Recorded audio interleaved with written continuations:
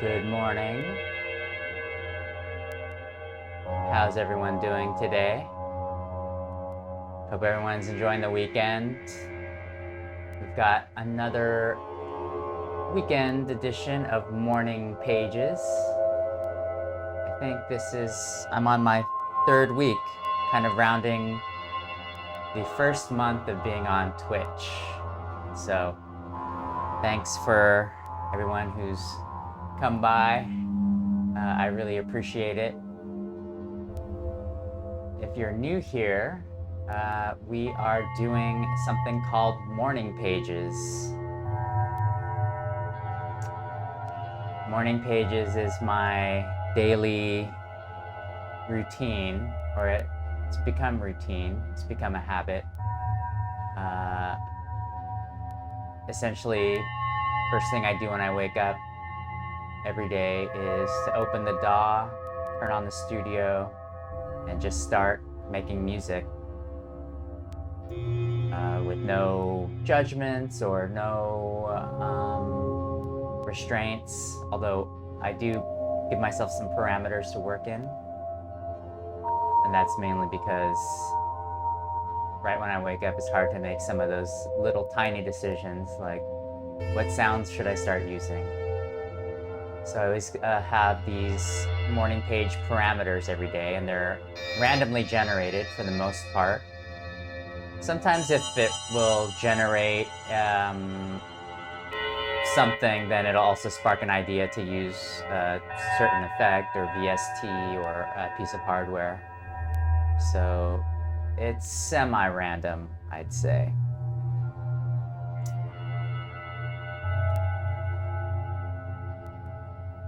So let's go through today's parameters and just start jamming. If you've got your DAW open, go ahead and dial in some of these parameters and work on your own projects, and maybe we can share some files at some point. So today we'll be at 122 beats per minute, be in the key of D and in the scale of Dorian. We're gonna be firing up that microKORG right here. You can kind of see it in the picture. It's over here in the front, and I used to use it a lot, but I haven't used it in a while. So it'll be nice to reacquaint myself. We'll be trying out that live pack called Singularities. I believe that's included in Live 11 Suite, maybe in 10 also. We'll be using the Native Instruments VST called FM8, which is FM synthesizer based loosely on the DX7. We got a DX7 up there. Maybe we could do a little bit of comparison if we have some time. And then today I selected two effects, mainly because I never heard of Dynamical, so I wanted to just try that out. So we'll be using a probabilistic sequencer, which is a MIDI effect, max for live, and it's a sequencer that uses probability. And a Dynamical, I believe, is a audio effect, so we're gonna try that. And I really love today's Oblique Strategy of the day, which is give way to your worst impulse. So we'll try to incorporate that. And right now, as always, you're listening to Bead's internal wavetable oscillator, just kind of going at its own pace, being modulated by the Batumi. I'm sweeping through the wavetable, wave types. And then I'm also sweeping through the wave tables. Oh, actually I'm not. I don't have that plugged in, so let's sweep through that.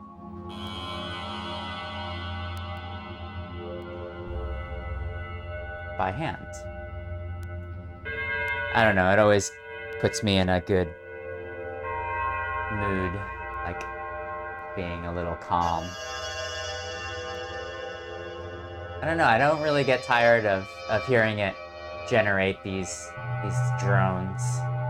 I know there's a lot more you could do with it, but that's what I like to start the show off with because it's already pre-patched in live and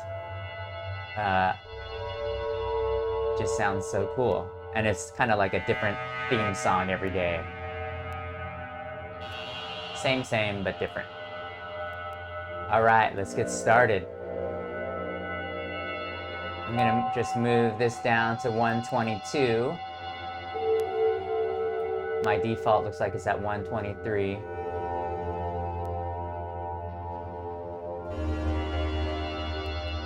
I'm gonna move that over so we get full screen. Let's load in that FM8. Let's also listen to a little 4 on the floor beat.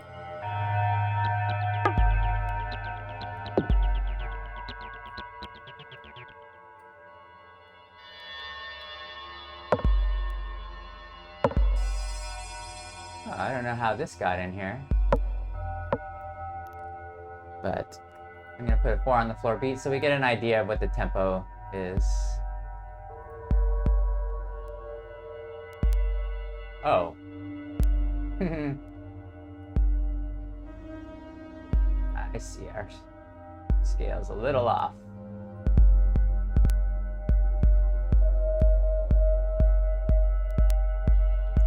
And actually, I'm gonna switch patterns.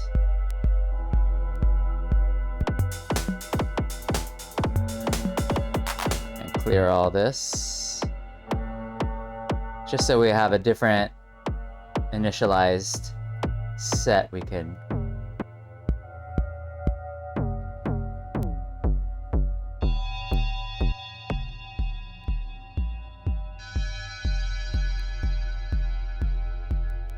And since we're using FM8, I'm gonna use all FM drum sounds today. So we'll just get our frequency modulation on. So yeah, FM stands for frequency modulation.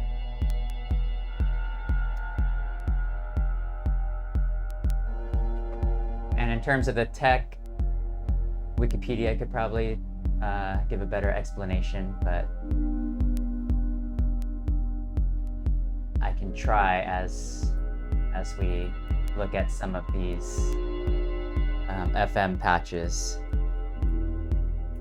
FM synthesis uses something called operators, which is the same thing, well, essentially the same thing as an oscillator. But with operators, you can change the position and have some operators modulate other operators depending on how it's arranged. I'm sure there's a much more elegant explanation. Here's FM8. I've always liked the interface. I mean, they haven't changed it, or I mean, I haven't updated. I'm on complete 9? Complete 9 or 10. I think they're on 13 now, but I haven't updated. I don't think they changed the interface, but I kind of like it. So let's find something. Oh, and then let's also get into Dorian and just hear what that sounds like. So, oh yeah, so we just have like an initialized patch over here. Let's raise the volume like this.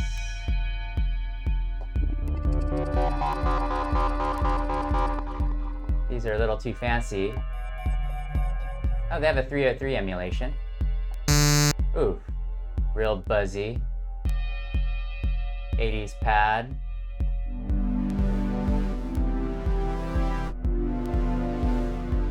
How about a piano? Let's just use a piano so we could just hear what kind of scale we're working with. So I'm just gonna go up the scale. This is D Dorian.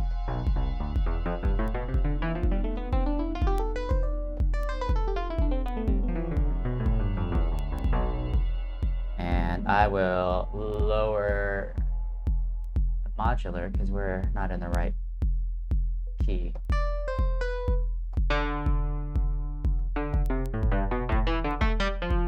Does that sound wicked 80s or what?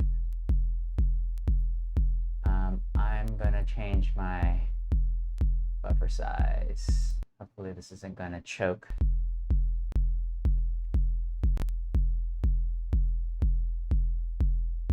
So we just have just a basic 4 on the floor right now to start off with. So we kind of know what 122 beats per minute is. Let me know in the comments if you want me to turn off the droning kick drum. Let's find something a little softer. Oh, D50. This must be from the Roland D50 or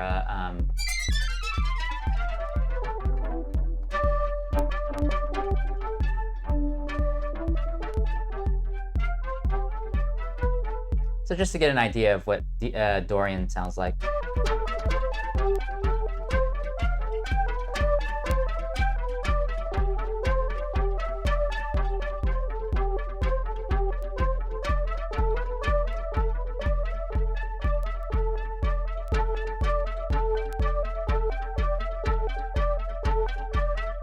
Yeah, maybe we could do something like that. Or a monophonic. Processed one. Well, why do monophonic when we're using an FM synth? Yeah.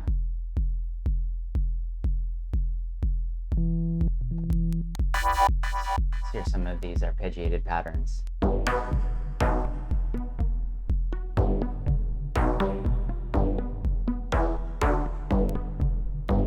Is that within our scale?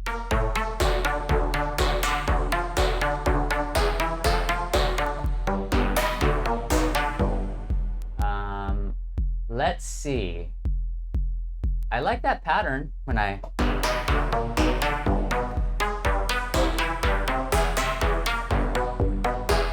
So let's just do a basic pattern, and what I'm going to do is I'm going to record it as MIDI and then make sure that we're in our scale. I'm just going to put a empty MIDI track next to it, and I'm going to say I'm going to get my MIDI from my VST track, and then we'll record that after we record our little pattern over here. 3, 4, 1, 2, 3.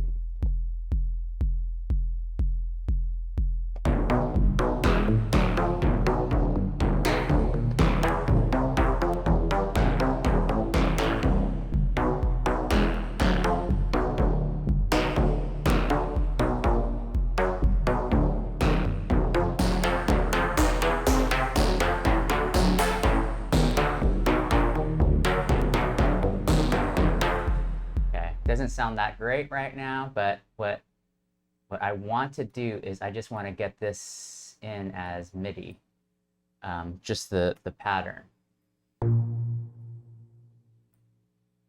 Oh, I'll just quantize.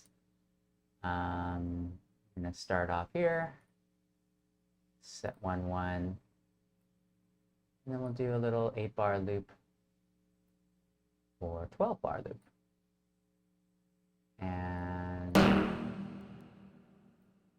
yeah, we're probably not going to use this sound, just so you know. And that was a little too high and sharp for me. Oops. Oh yeah, and actually if we're using the same note across, this is D, this is our root note.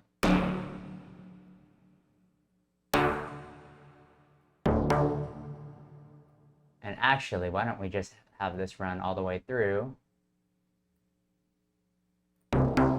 And I am going to take away that C for now.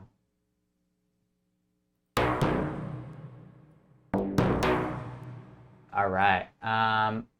So the important part is not the sound right now. In fact, I'm going to turn it off. And I think that FM8's going to have the... No, it's not. Because I guess the internal...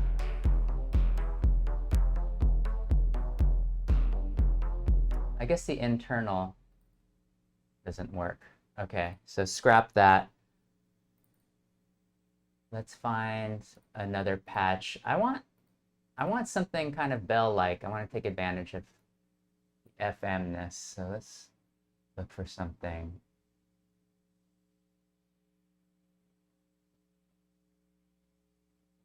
Or a pluck string.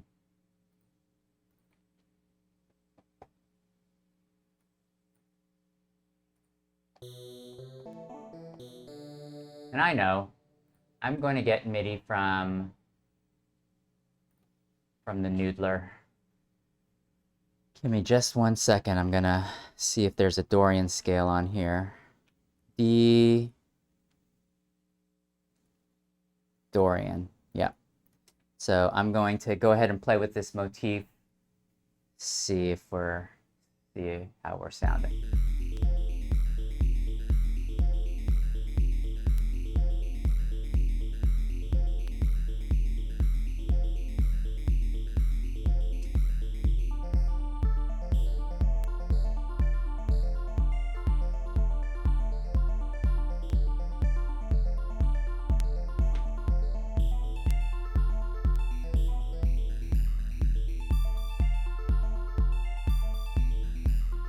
What do you guys think about this pattern?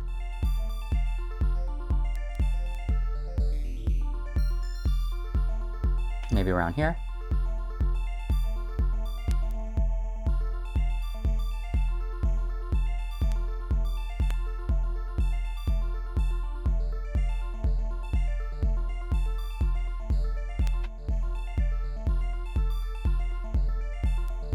Yeah, I think I'm gonna mess around with that. And then we might not even let's let this run, and then let's try out some of the other sounds. Yo, Samora, how's everything? Hope you and the fam are doing well.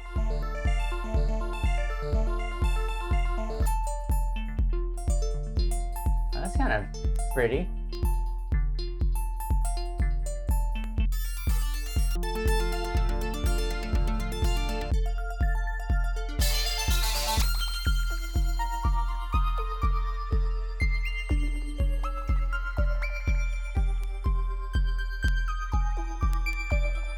Is this an arpeggiated pattern? Let me see real quick.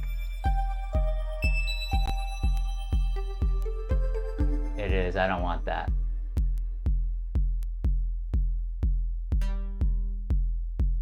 Let me get the MIDI back to port 3.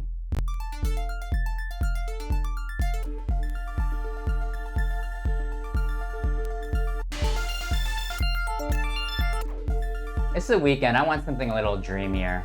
Okay, let's stick with this for now. Let me look at we could change some of this a little bit.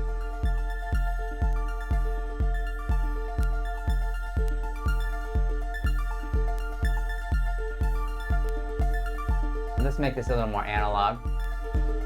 Oh, look at that. So you'll notice if I pull up the analog, it's very much like the vintage knob or the slop knob on the Prophet 6. It's just gonna detune it, or give that emulation of real analog gear that's been sitting around the basement for 50 years. Here's digital. Real rigid and almost has a cold quality.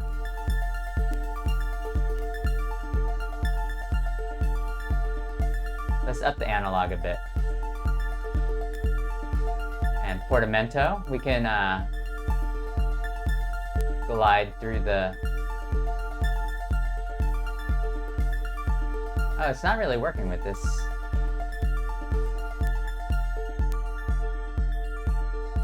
Pulling up the mod wheel.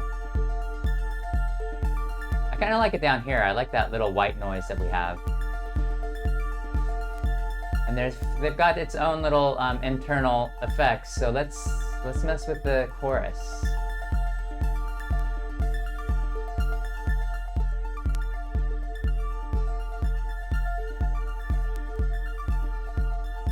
Psych delay.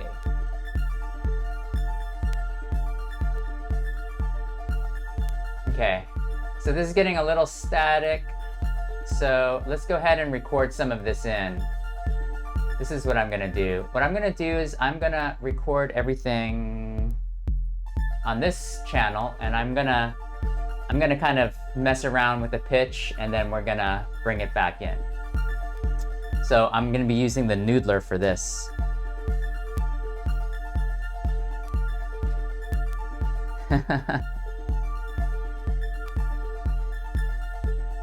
Wait, you guys have some rain? Or are you guys just tired from... Is it the first week of school?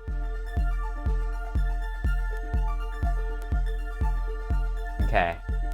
I'm gonna just start recording on this other channel and then do my noodling on the noodler. And then you can actually see the notes coming through and what I do to manipulate these notes.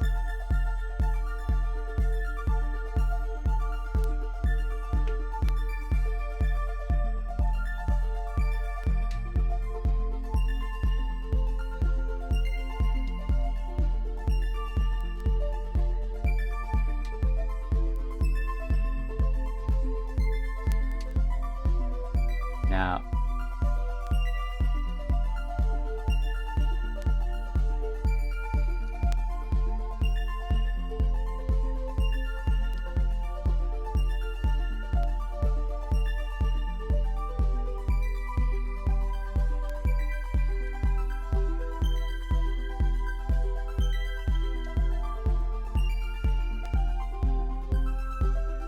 okay, now I know what I'm gonna do. Okay, let me do this over. Too many notes to keep track of. Here we go.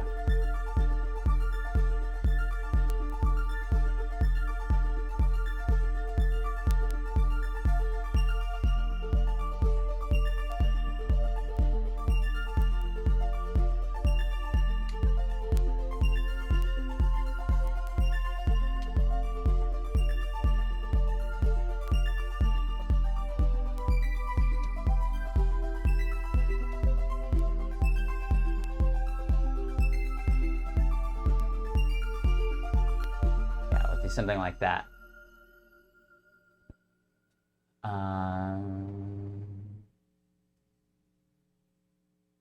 Let's start right here. So now we've got these MIDI notes in. Let me quantize it. It might be slightly off. And yeah,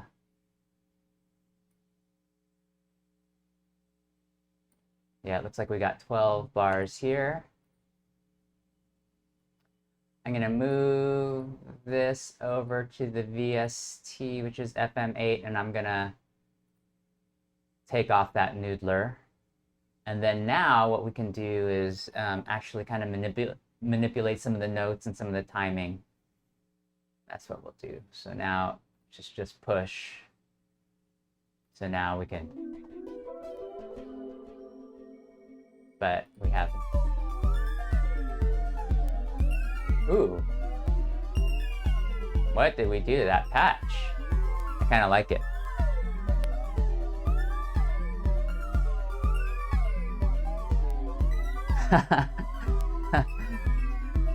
Super Smash Brothers.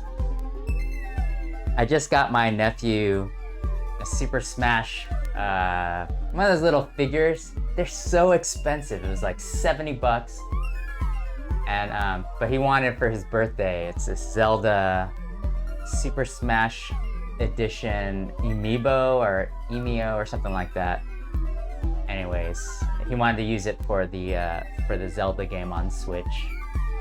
I don't know if that's what you're talking about, Super Smash Brothers. Okay, this is sounding real twisted. I wonder what's going on. I think, is it because of the analog? Well, we can always go back to the browser.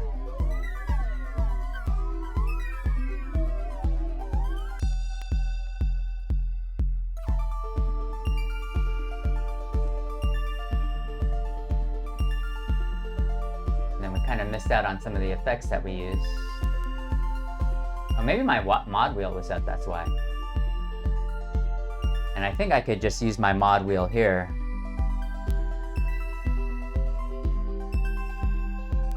Yeah, my mod wheel can go up and down. Okay, let me just make sure that my timing is good.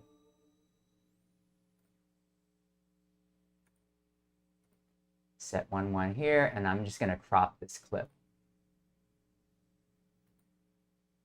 And the cool thing about this arpeggiated pattern is once we kind of get this finalized, what we can do is we can invert it and put it on another part, and they could kind of play off of each other. Or change the timing. Yeah, maybe that's what we'll do.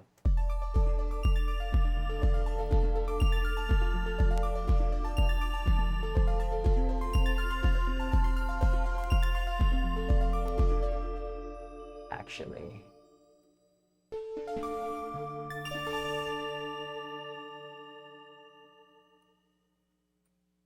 Shoots. What do we do? How do I do this? This is what we're gonna do. Extend this a bit.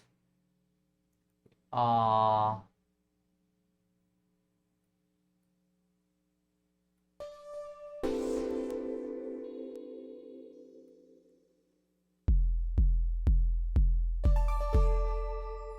I'm sure there's a more elegant way of doing this.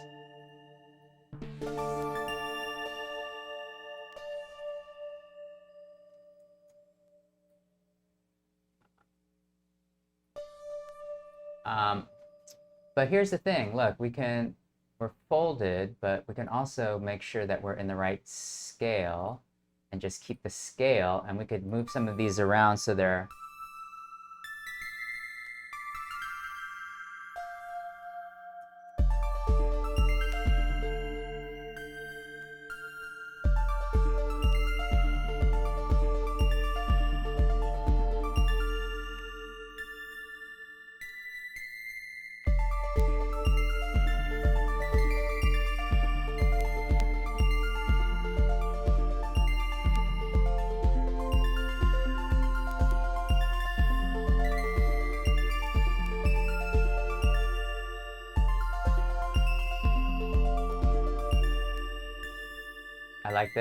I like how this sounds better.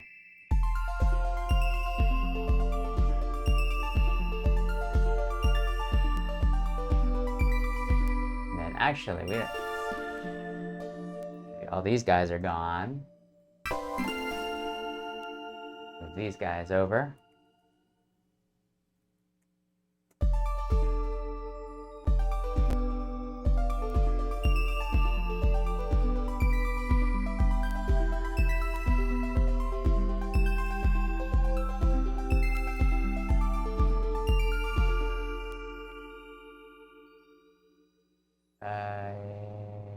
Yeah.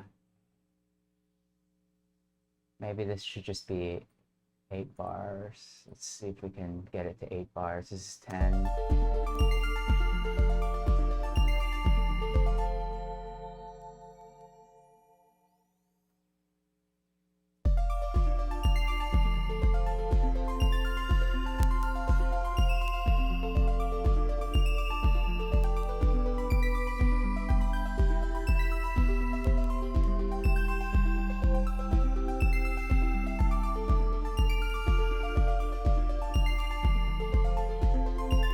Yeah, it's not actually 9, but I don't mind that at all.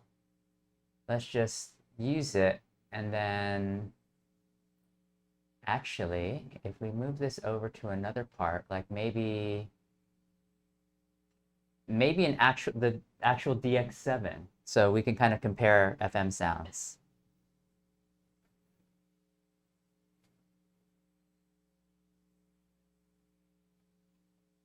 Yeah, it is kind of like, yeah, it is kind of sounding. Needs to turn towards Nightmare finish with a hero sequence. Okay, yeah, we could kind of get it dark. We can get it dark. Oh, maybe we should do our bass line first. Let's see what would work. Have our Pro 1.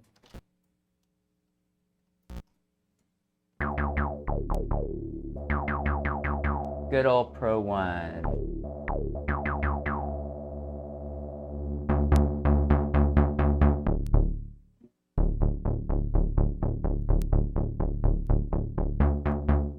Let's see.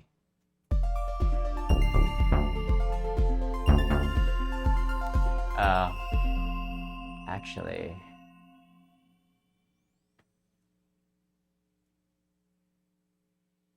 we do need a couple more bars of this.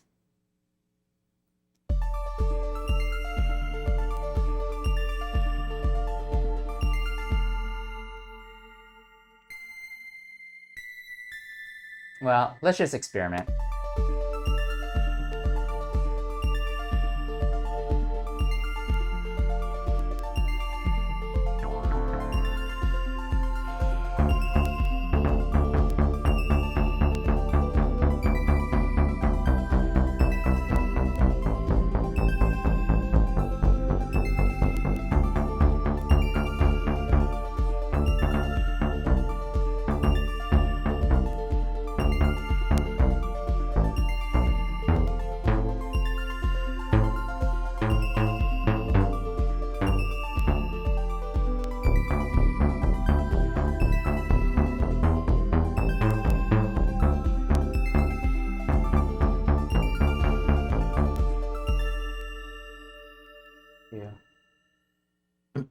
Let's see how this pattern sounds. And we're gonna slow it down. What's that? Oh, it's because it's only got one. Okay.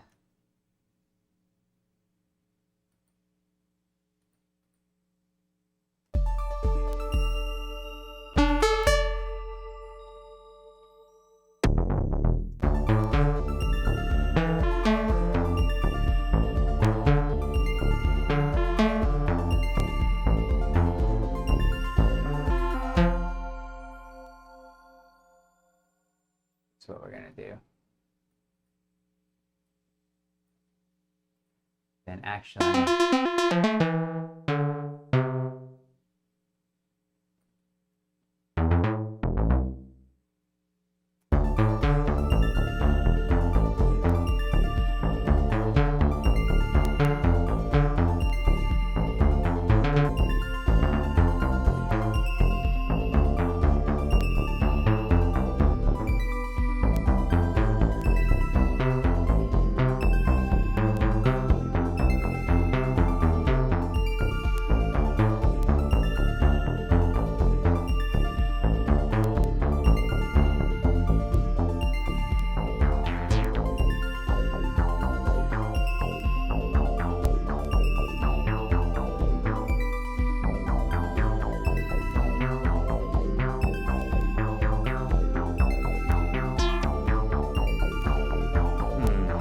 so this is, so I slowed it down, but let's see.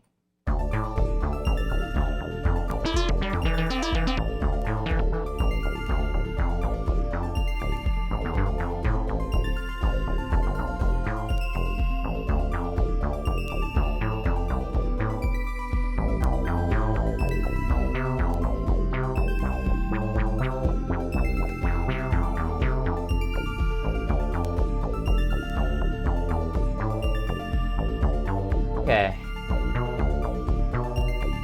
Here's what we're gonna do. The bass line, they actually don't match, but I don't mind a little bit of that because it kind of creates a little bit of tension. It's a little on the rigid side, but that's okay for now. But I'm gonna pull the chance of this down, and actually I'm gonna try something else as well. Let's move this to like 65%.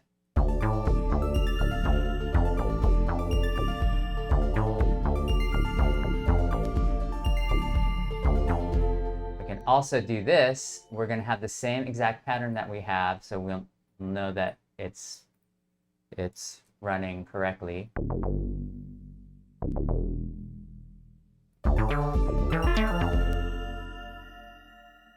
But it's a little too frenetic, right?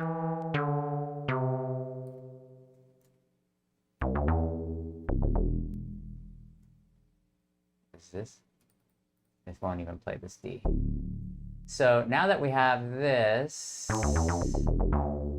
what I can do is I'm gonna just pull the chance down to like 33%, so only a third of the time. And it will actually go in the same key.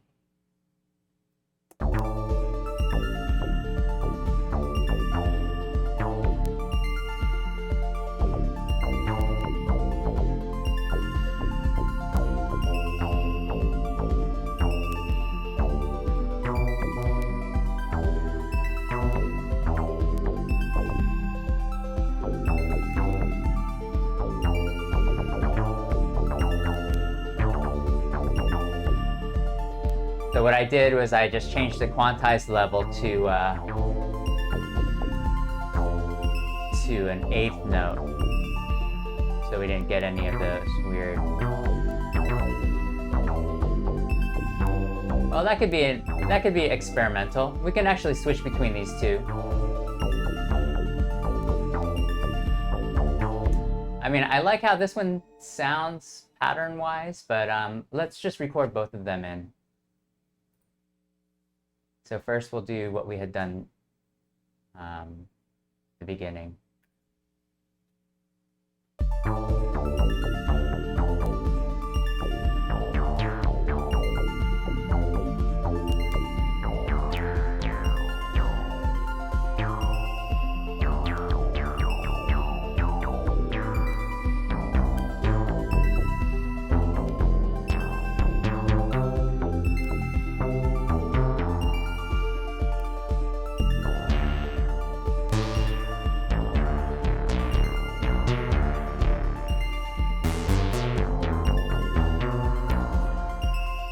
Now we're getting a little dissonant.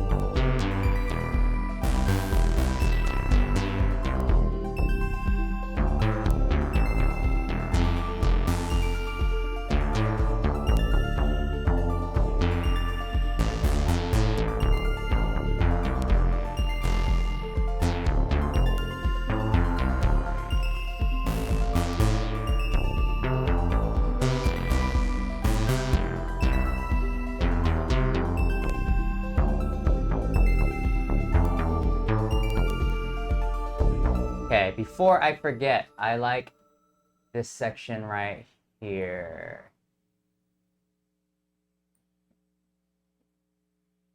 Let's see how this would go. And this is a 18 bar loop. We're getting kind of nuts here. I'm gonna turn that one off and just hear what we had recorded.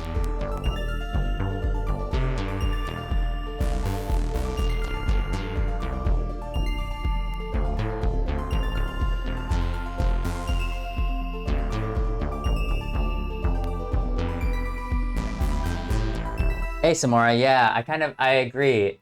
But what's cool about that is, so that's why I'm recording this as audio. And now maybe we can try to find a nice little loop here. So let's try that. Let's let the arpeggiated pattern kind of go and off into its own like little fantasy world. And in fact, I'm gonna add some delay and reverb.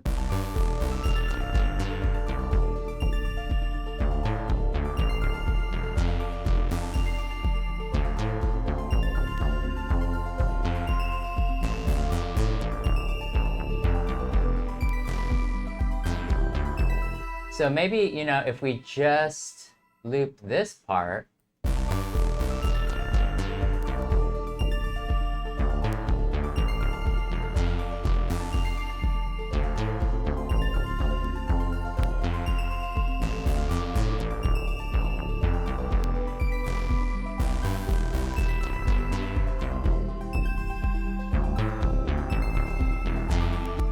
unfortunately, since this is audio, I had made that cutoff a little sharp.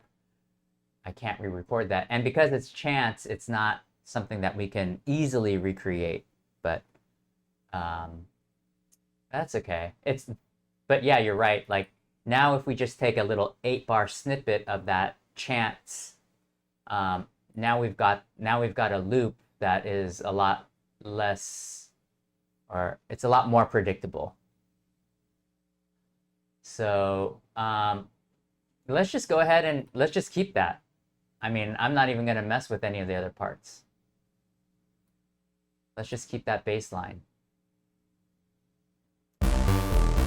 And I'm going to put an EQ on here so it's not as sharp, because that kind of starts to clash. And I kind of wish I had just recorded it straight, but that's okay. I mean, if we decide to keep going on with this on a finished Friday, that's what I would do. I would probably just re-record that part. So let's take off a lot of that harsh high.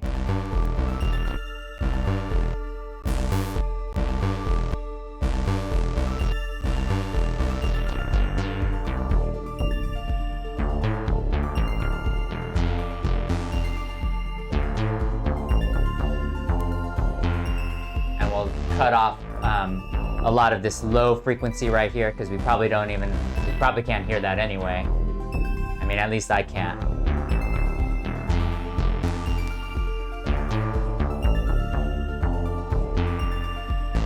And in fact, here's another little trick of the trade. You know, because we had recorded all of those little, all of the patterns here, I'm gonna crop this clip. And see, we've got 12 bars of this, and now we could kind of divide these up. This is what I'm going to do. I'm going to just keep the whole one here, but I'm going to deactivate it. Just press 0. And now what I'm going to do is I'm just going to take each individual section, and then I could sequence them in any way that I want. So let's take a listen. I don't want the bass right now.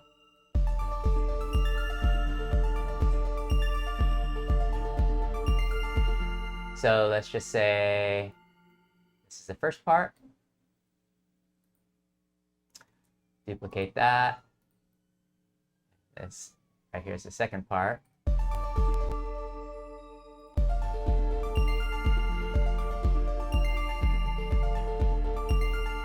Yeah. And then this is the third part.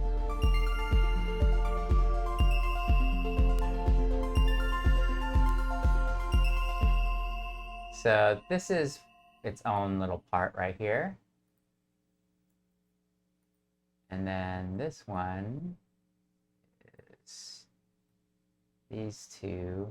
Let's hear it.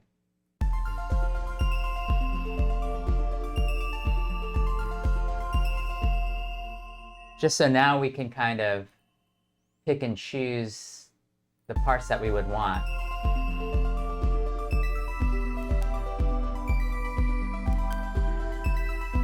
So this is its own part. I should rename these as I go along, but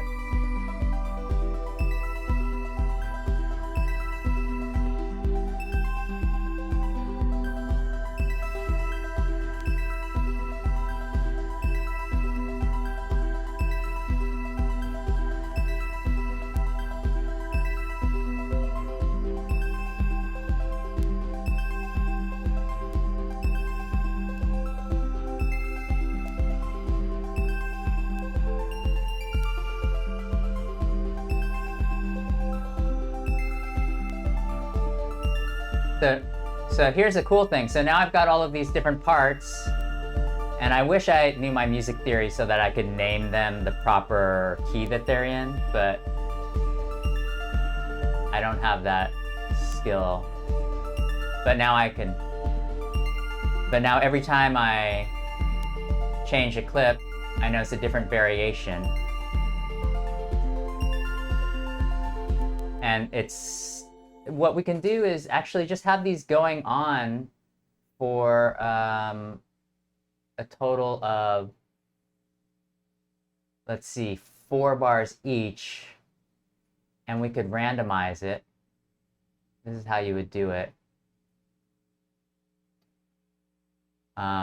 So with Live 11, follow actions is different.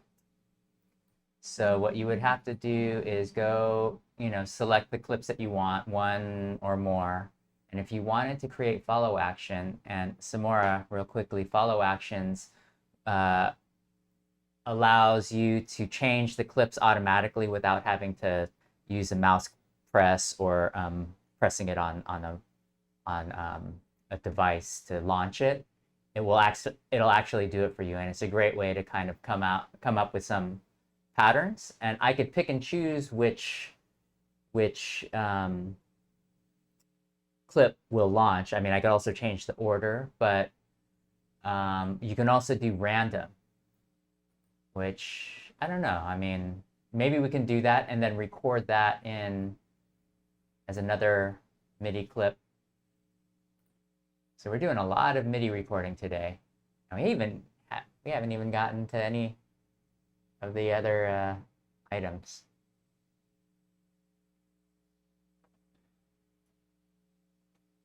Okay, yeah, it sounds good. Okay. What I might do is I'm just going to name these. I'm just going to number them.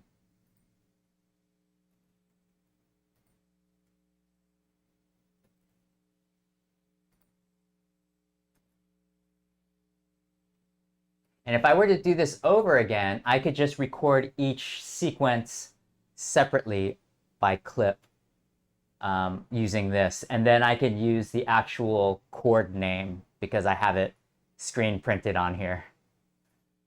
But, I think it's okay to, if we just name them by number, these are all 7 types of variations. We could kind of go in and pick and choose which ones we would want to put in. And in fact, why don't we, instead of using follow actions, although for the other viewer on here, if you're interested in live follow actions, you would have to press on the clip, expand it, and then you can click on follow actions. And now it's actually a lot easier. You've got the probability between the 2 different variations you can put in. Like you can have it just stop, or you can play again, previous, next, first, last, any other, or jump. And then with jump, you can actually pick the clip that you would want. Right here, you have a list of all the different clips, clip numbers that you can jump to. But we won't do that. In fact, what we'll do is, let's go ahead and, this is what's great about arrangement. So while it's, I like sketching things out in session, arrangement is really useful in this case where we're trying to just figure out the right pattern. So, and in fact, let's make life easier by even recoloring these guys.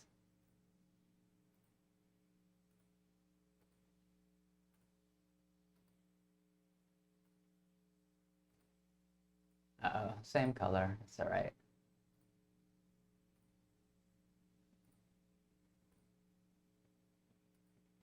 Okay. So say we want to have a, let's move this to the beginning so we have the numbers up there. This is one way of doing chord progressions. Let's do 16 bars.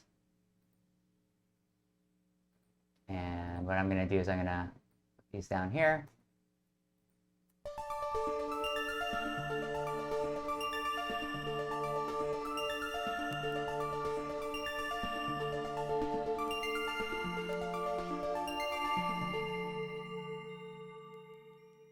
And then we'll go back to the 1 again.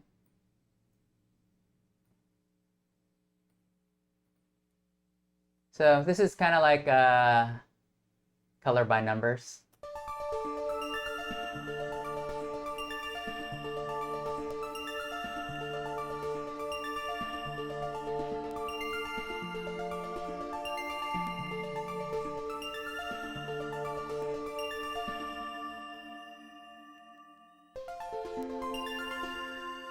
Maybe we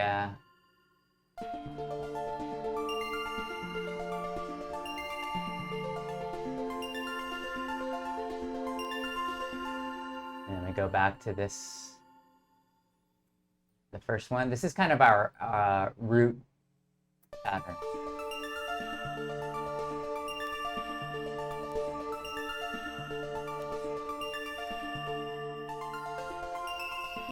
Oh yeah, I like this one. And then for 2, and then, oh, I know. Maybe it's just like this. We just should hear what sounds good.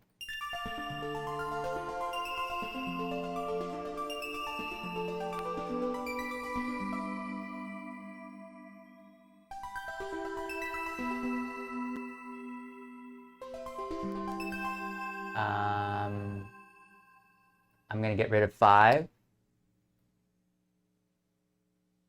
I'm going to make this shorter.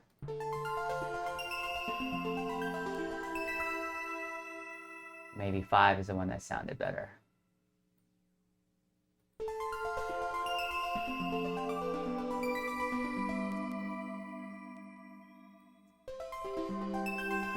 Okay, let's hear what this sounds like. This is a 16-bar loop.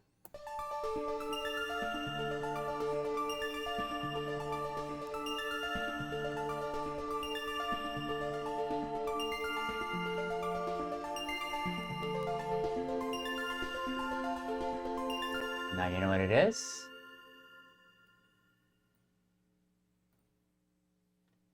This one's not quite right.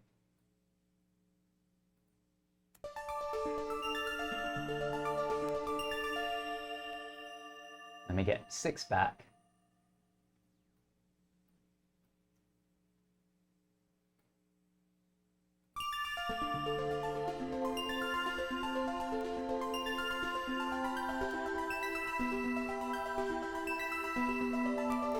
No.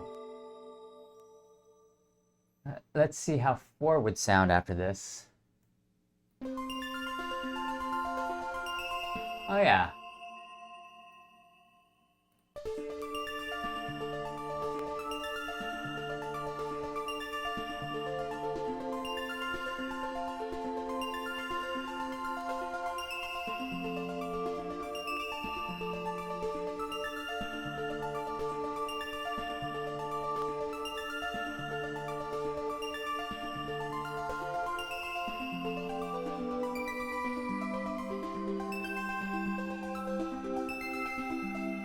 Okay, yeah, let's just keep that.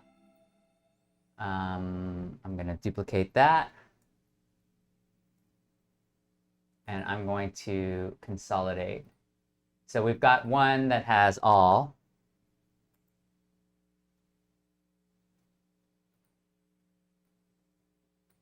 Thanks, Samora. And then I'm gonna put that one here. So we have them as clips if we ever want to revisit it.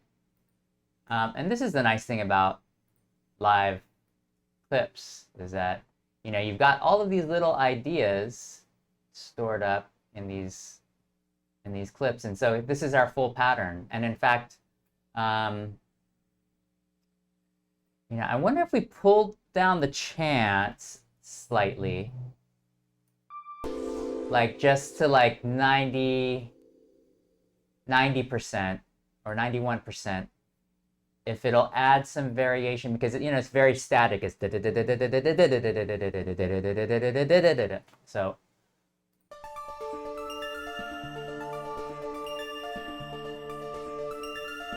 no,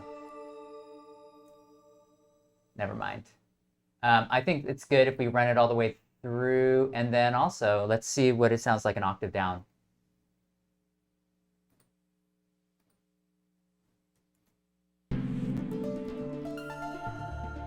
Maybe a little bit better. Let's see what it sounds like with the bass.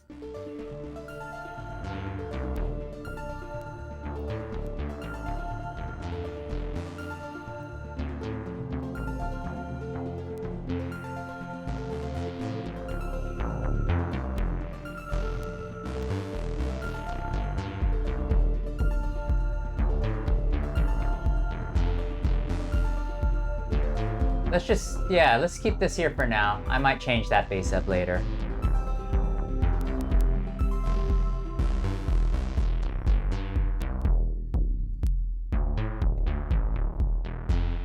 give the voice to it. What do you think? Like a literal voice? Or like another added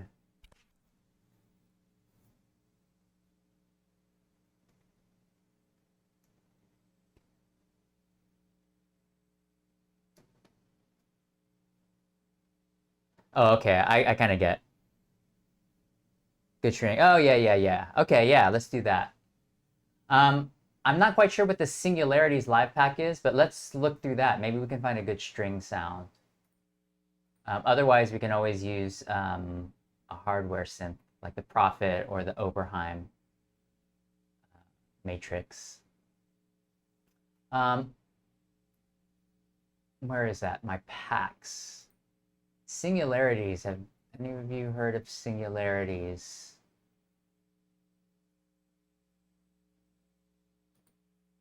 Singularities. Oh, it's under mood reel? No. Let's get all results. Singularity bass. Oh, shoots. This is just a bass. Well, actually, okay, we'll put in Singularity bass. I don't know what I thought Singularity was. Oh yeah, something like that might sound good.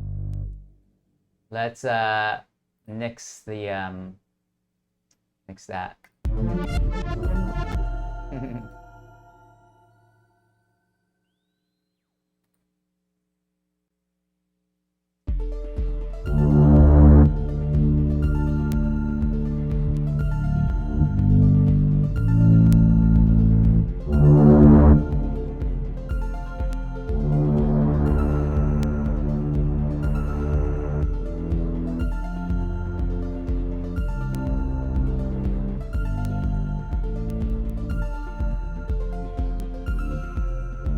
Okay, I think I know what we're gonna do. Okay, this is what we're gonna do.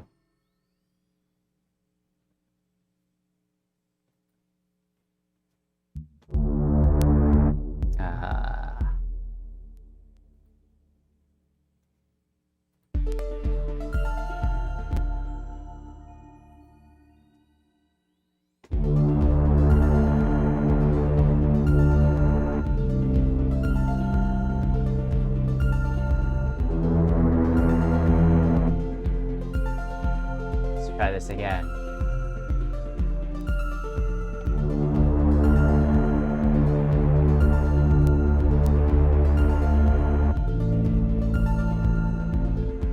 This is going to be easier if I do this in arrangement, because I can see where my chord changes are.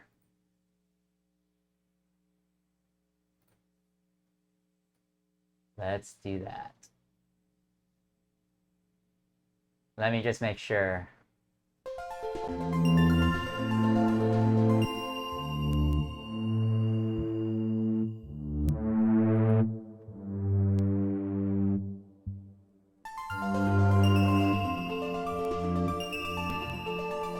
Okay. So here's my cheating way of doing it. I'm not even going to play it in.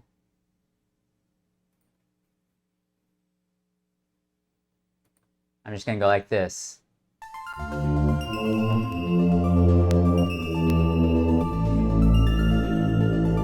Okay, so I got all the notes that I want. So I'm just doing that once. And, you know, I'm just going to have this go all the way across. And then I know that this first D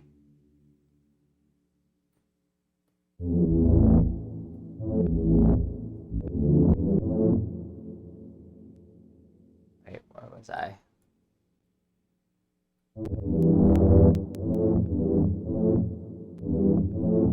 Okay. And just gonna fold this. So this is the Microsoft Excel way of doing it. So, okay, great. we go, there's one. I know this A sounded good with this part. And actually, we can have this going.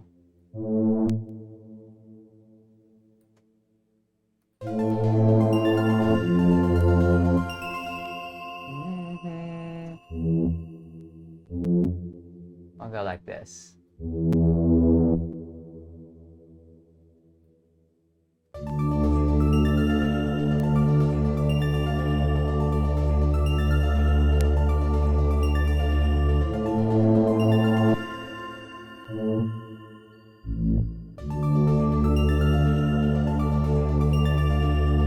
And then we could mess with some of it so it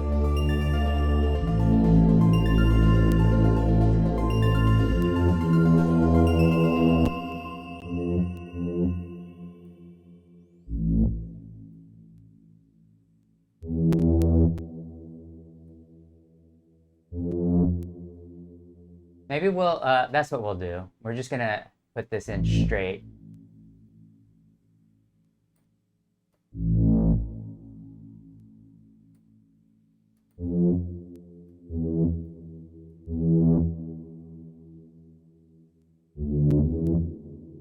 And this goes over here. And then duplicate this. What is this? 4-1.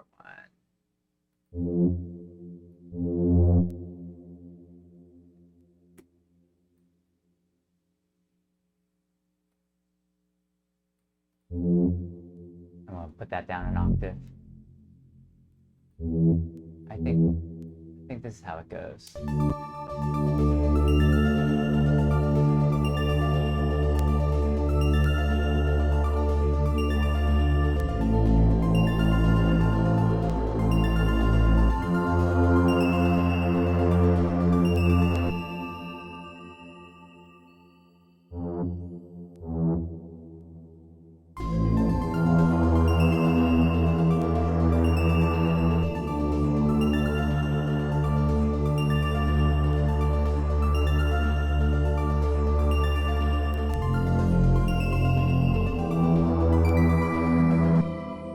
I like this.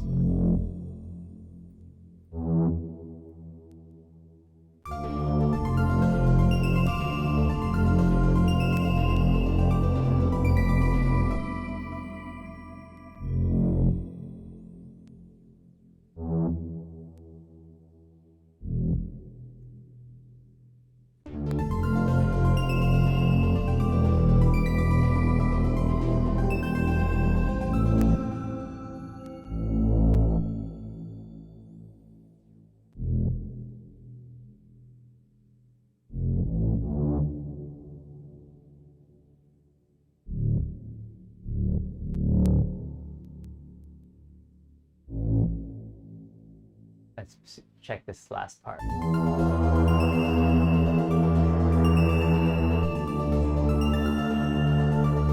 we'll add some movement. I'll do that right now. As we listen to this loop, let it loop.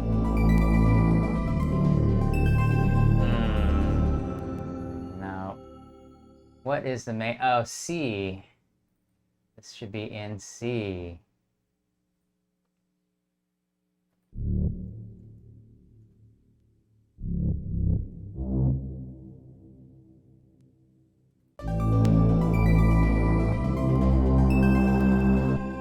This one, I should have just looked at this in the first place. This one, the root is E or B.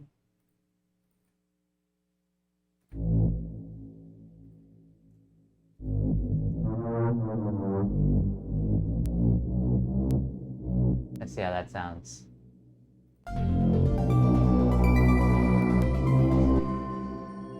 Then this root is, I see a lot of F in there, so let's put, oh yeah, oh.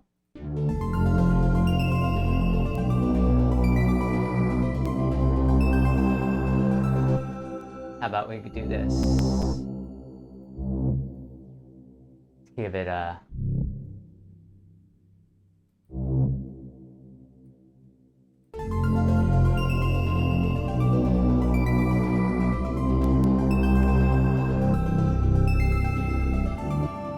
like that. And then I'm gonna put a bunch of LFOs on here, and we're just gonna modulate this because it's just kind of a, I guess that's why it's called singularity bass, but singular tone. You put another one in there. And I wish, oh, there's an attack and release. Actually, the release I want a little bit more. And we're not going to go to the grid. I like these to be nice and slow part. But we can also invert some of them so they're a little different. Okay, first one we'll map to is filter cutoff. And we'll go ahead and let that sweep a lot. Let's see.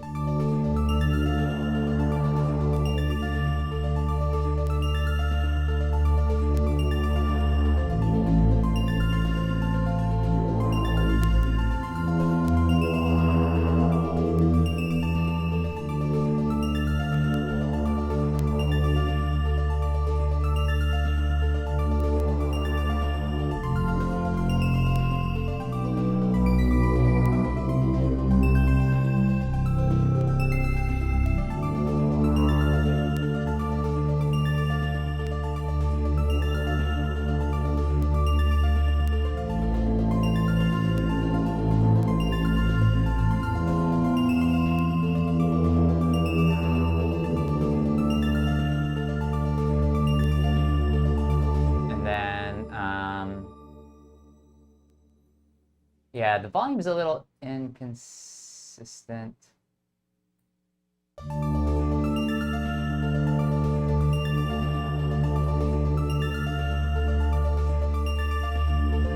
But what I might do is I'm going to put a compressor on here.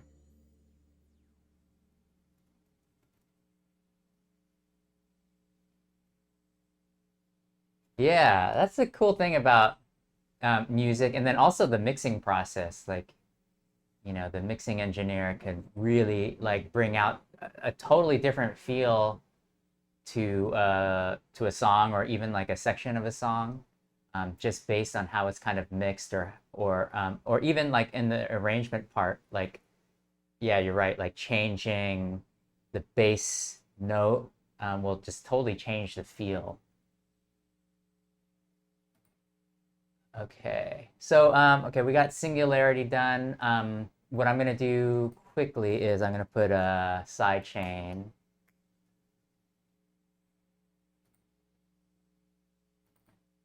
I'm gonna side chain this to my drums.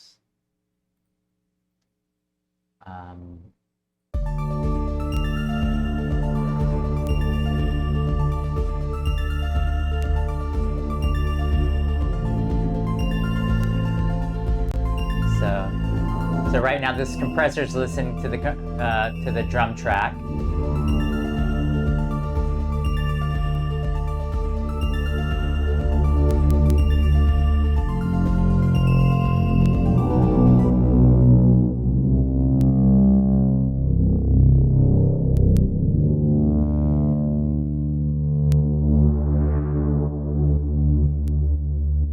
You hear it kind of pumping now.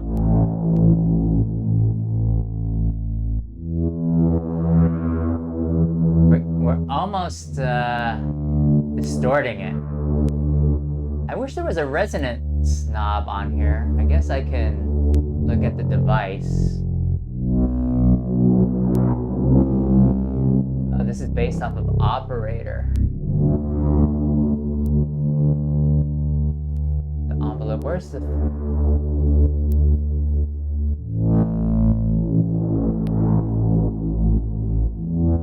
Well, cool. We're using a lot of FM synth.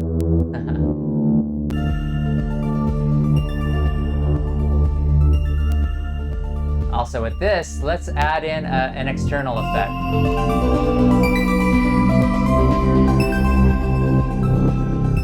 I'm going to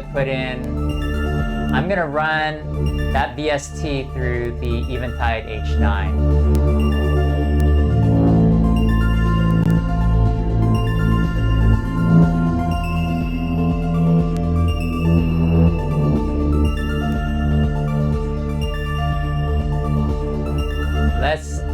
let's make this a little...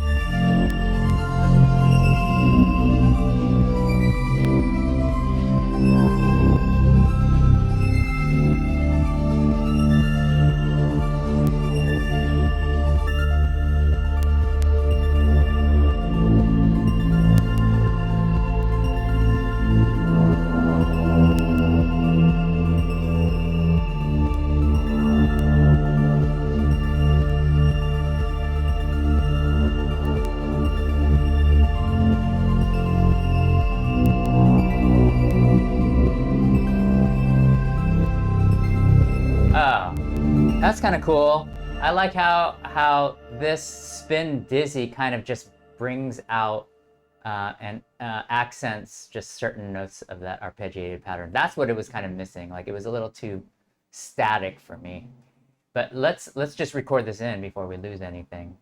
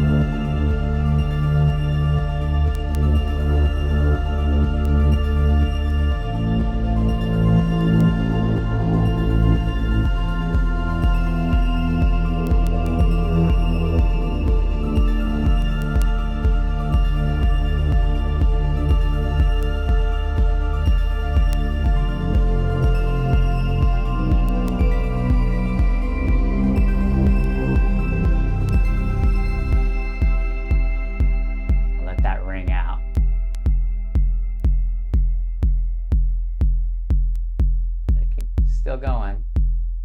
Okay. So we got that here. Oh, it's really low level, but that's okay. It raised the gain, and it's better than peaking. And it looks like I also have to check my connections again because you see the right side is a little slightly heavier. Did you know I made 3 tracks from the last album, and there was a weird loose connection, and so everything was really heavy on my left side, and so I just visually did the mixing, and I just saw like a lot of the parts, all the hardware synthesizer parts were heavy on the left side because of a loose connection. And I couldn't hear it because my left ear is worse than my right ear. I mean, now I know that I've got hearing loss in my left, so I always have to be conscious of that. It's really hard for the mixing process. But it sounded perfectly fine to me, and these songs were 3 or 4 of them maybe were complete, and then I just decided to visually look at the waveform, and I was like, oh, why are all these peaks happening on the left-hand side? And because I have hearing loss and I have loose connections on here.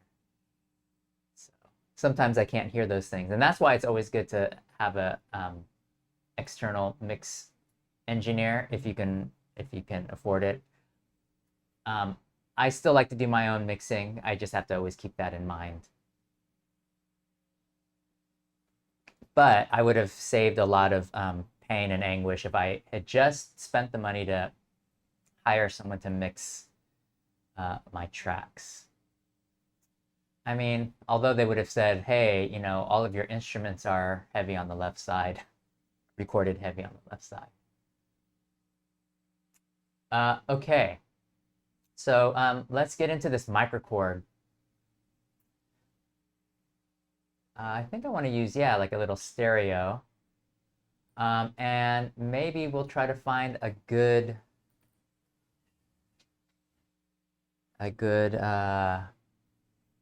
pad or string from here. I don't know what I have in terms of presets on here. I think I loaded it up with a couple of my own ones and then an alternative. Okay. So, gotta patch this up. I'm gonna patch this where my Moog is. We won't use that today. So I gotta find my microKORG, left and right. Patch it into the Moog, left and right.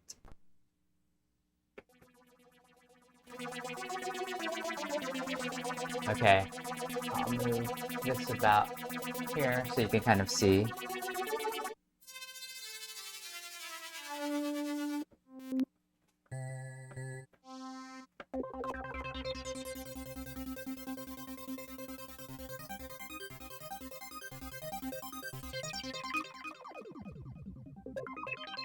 If you're not familiar, the microKORG is a digital synthesizer, and it's kind of a modern classic now. I don't know. The joke is that you always find a microKORG in someone's studio, tucked away. I mean, now that I play around with a lot of the analog stuff, I'm not a huge... I don't go to this one a lot.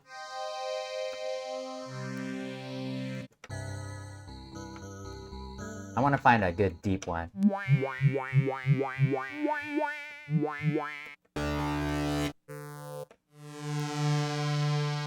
But you see, it's got some good analog sounding sounds.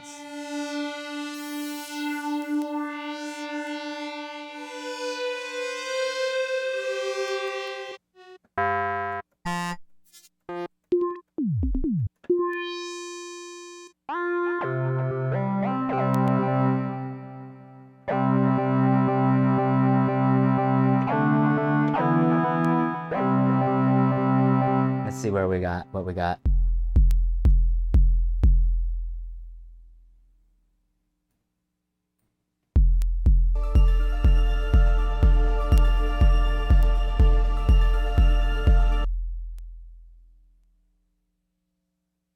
Oh, we still have to record this guy in.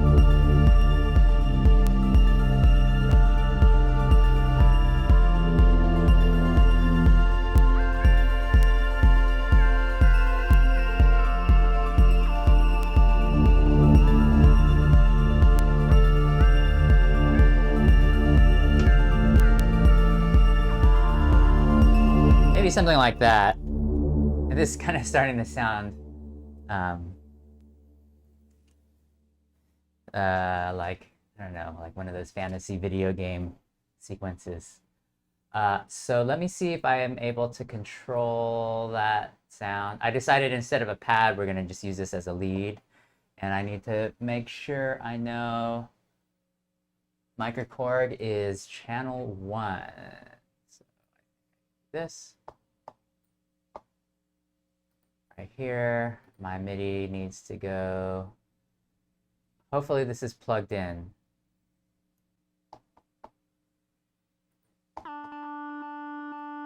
And it's, see, look at that. Why is it heavy on the left?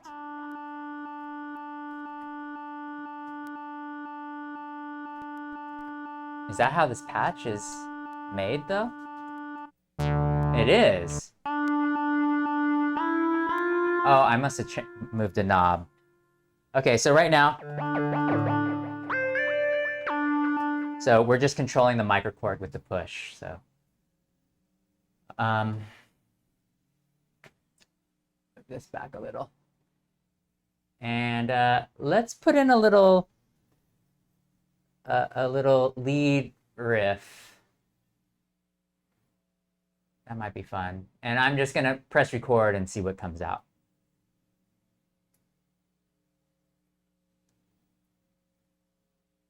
And we'll work on the, then after that, we'll work on the drums. Maybe we'll work on a pad. Oh, no. How about this? Instead, I'm going to use this probabilistic sequencer. Although, I always like...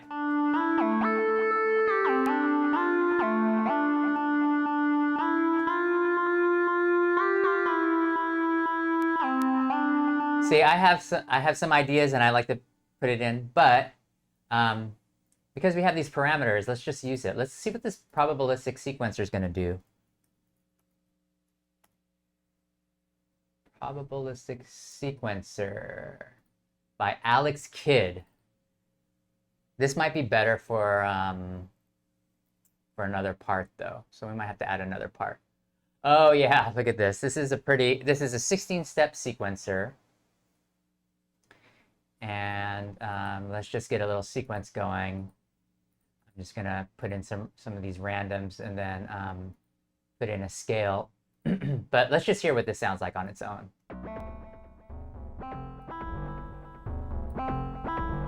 I don't know why this thing drifts.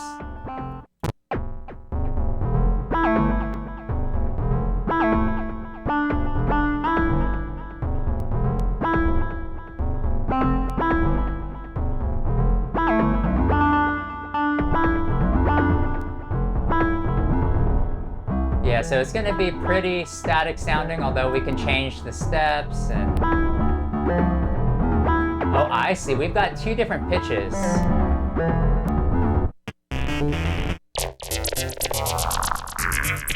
Oh, how funny. This changed the, This changed my... I have a weird... Something is sending program change. Okay, so I'm not going to use that anyway. But now I can't find my patch.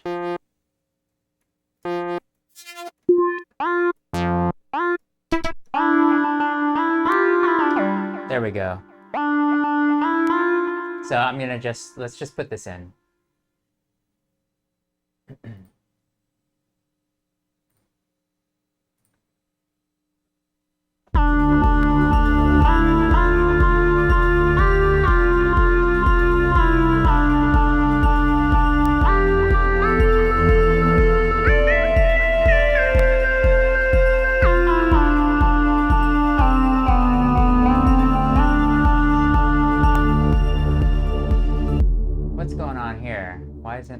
Why isn't this going? Oh, this is why. Sorry, I'm all over the place today. It's the weekend. I'm gonna record in this bass.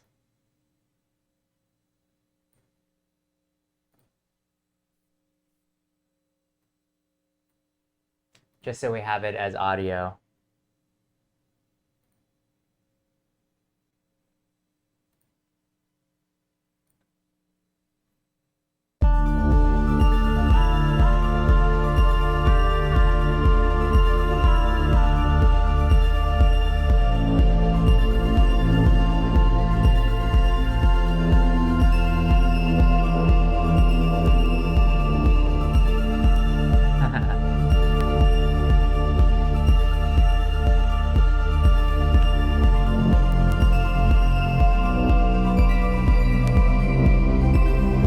Let this go one more time.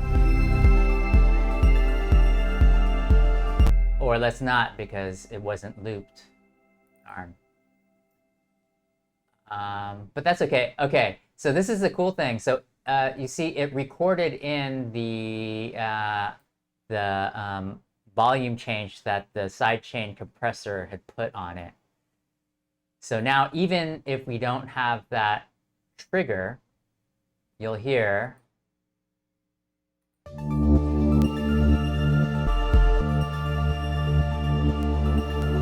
Oh, weird. It also recorded the VST. Oh, no, it didn't.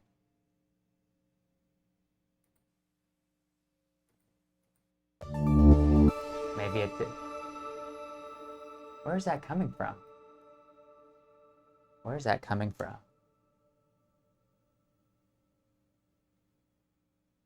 Let me do this. No, it didn't. Okay. I don't know why that... But you hear it. dipping whenever the kick drum's supposed to come in.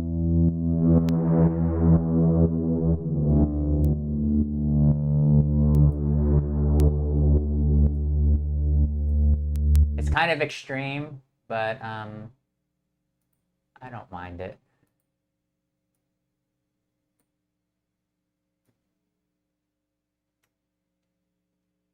Okay. All right.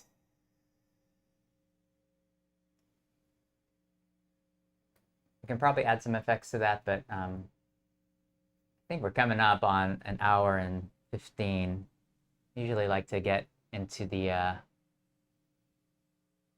arrangement by now, but let's go ahead and as Samora stated, let's bring the protagonist in here to fight our fight the evil dragon. And we still need to use a probabilistic sequencer and that dynamical, but we can put the dynamical on here just to see what it sounds like. I don't know what it is.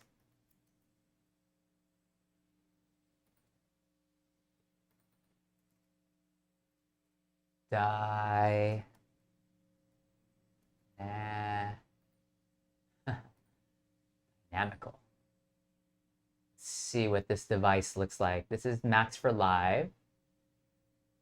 And let's go ahead and play some notes. I don't know what is up with this patch.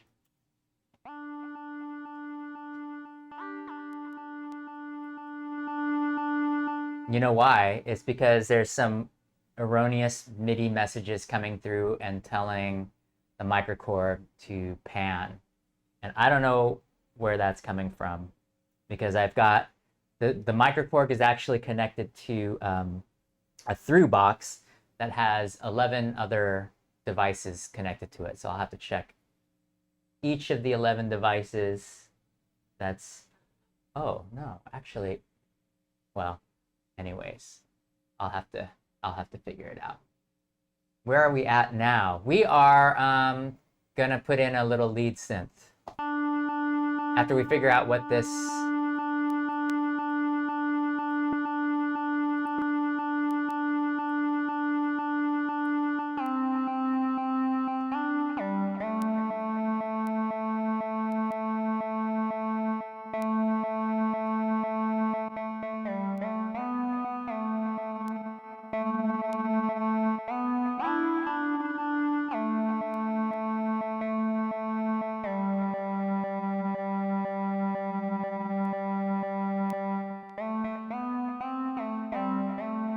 I'm gonna have to look up what this dynamical does.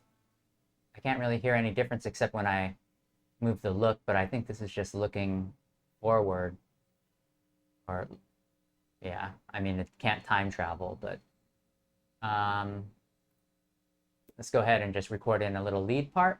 I think we'll be done with the microKORG.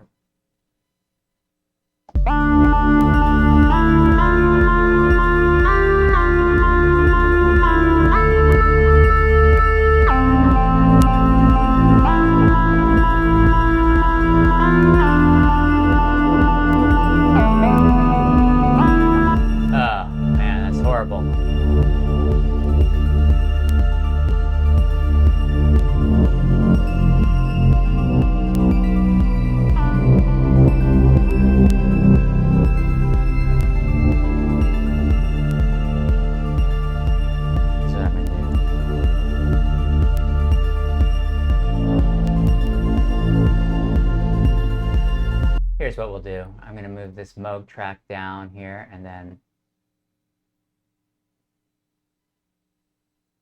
so we can kind of see what all is going on.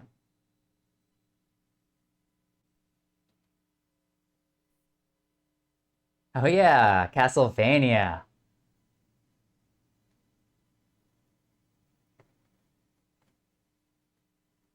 I mean, I only know the old one.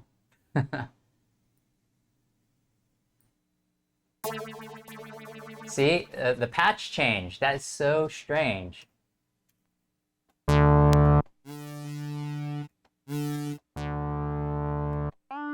There There we go. So let's look here. I might put in some take lanes.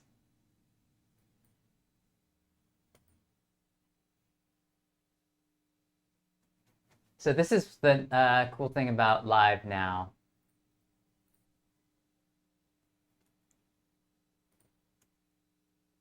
I'm going to show take lanes, and we're going to just keep going until we find a 16-bar little lead part that we like.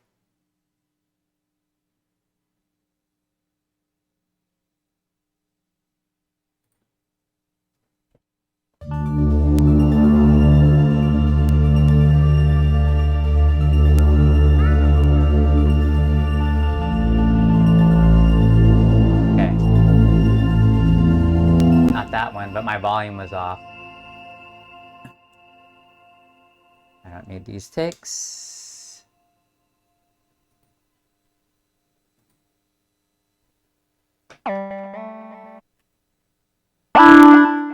See, it's weird. This is very strange.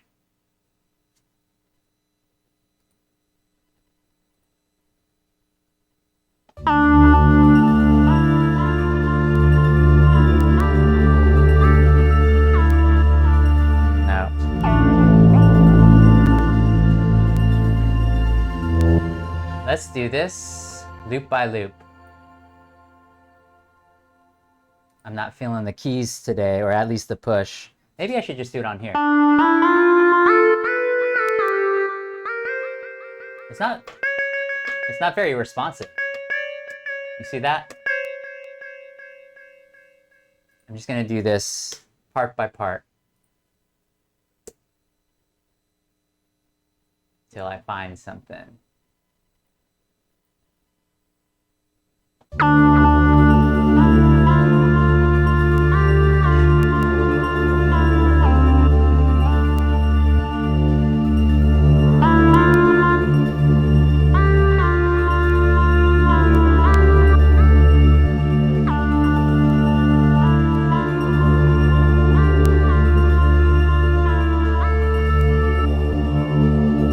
Okay, that one.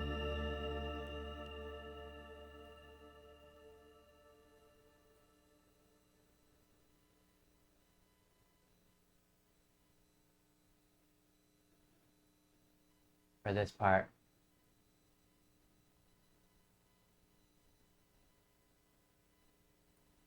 It's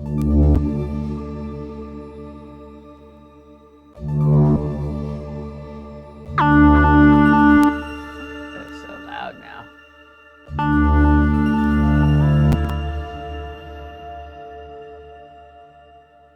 I don't know how this got all messed up, but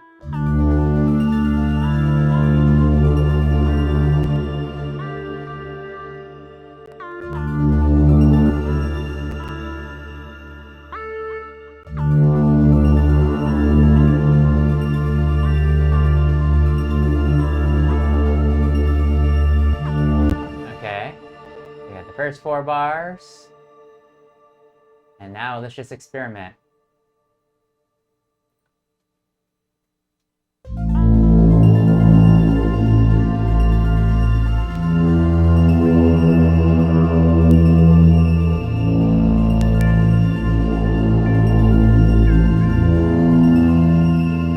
You know what I need? I need my kick drum.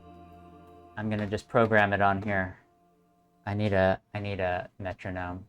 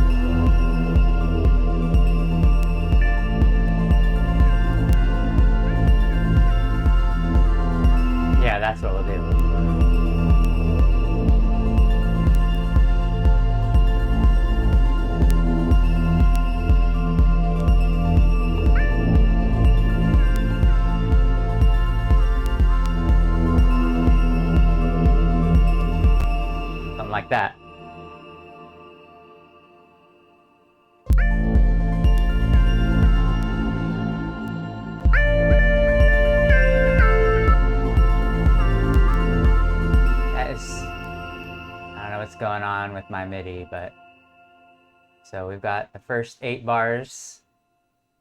This is painfully slow.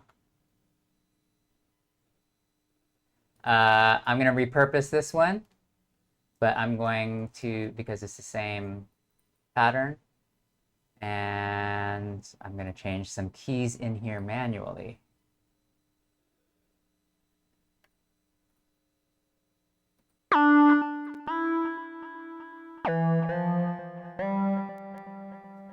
Let's hear this.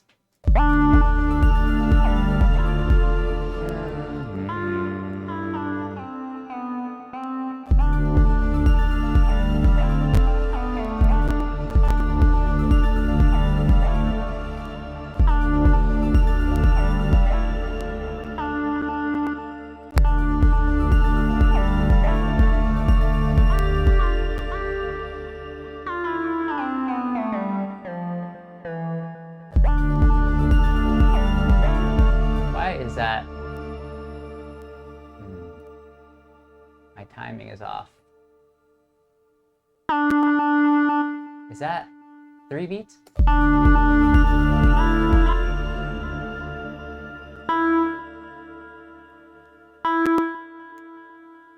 Getting a lot of CPU crackles.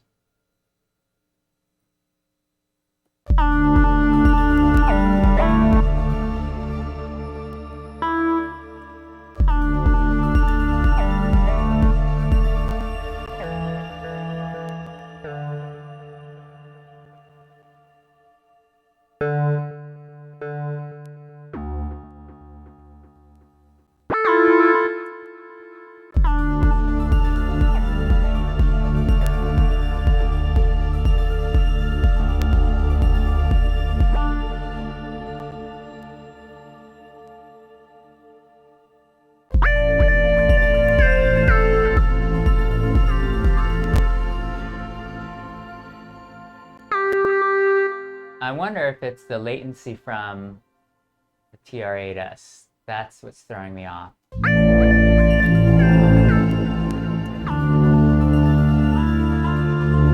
No. Why?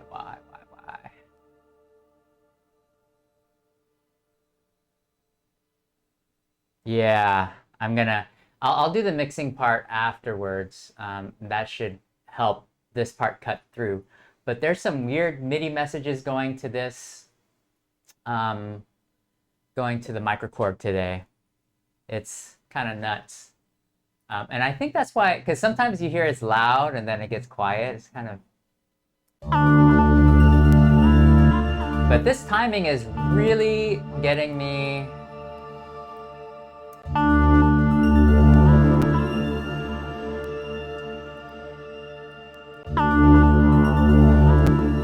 Why does it sound so off?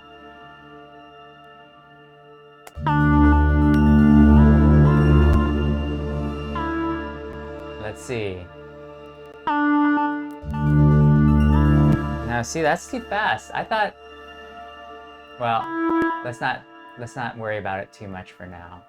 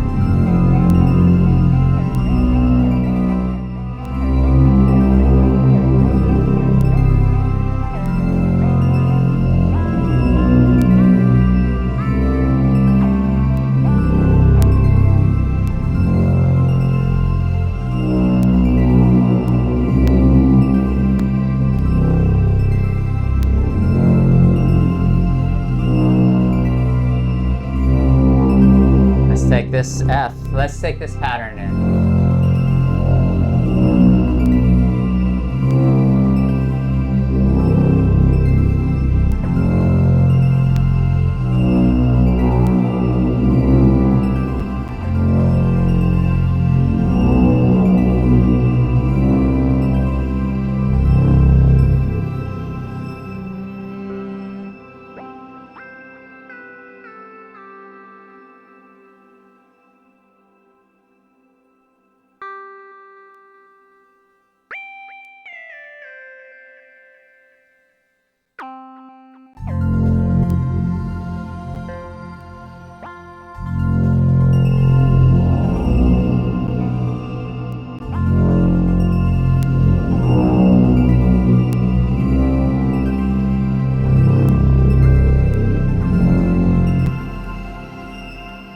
good for now. I don't know what's going on with the timing of this. It must be like a weird loop or something. So let's just record this in, see what happens. I'm just gonna record in the audio when we can get it. I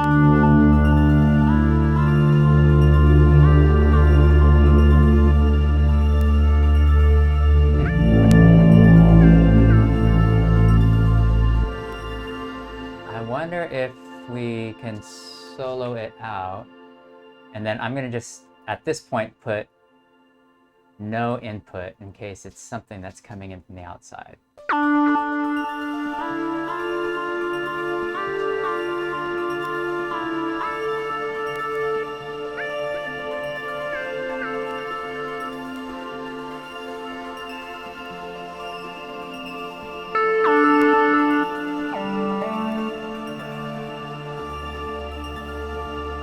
I mean, is it because my velocity is off?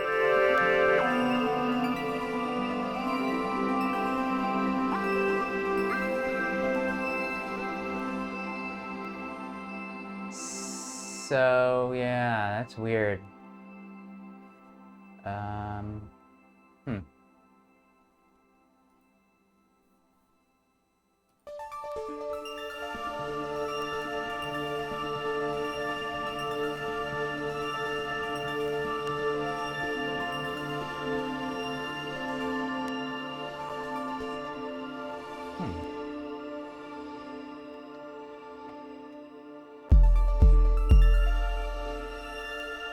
Okay, let me figure this out. First, we can just try and record this in.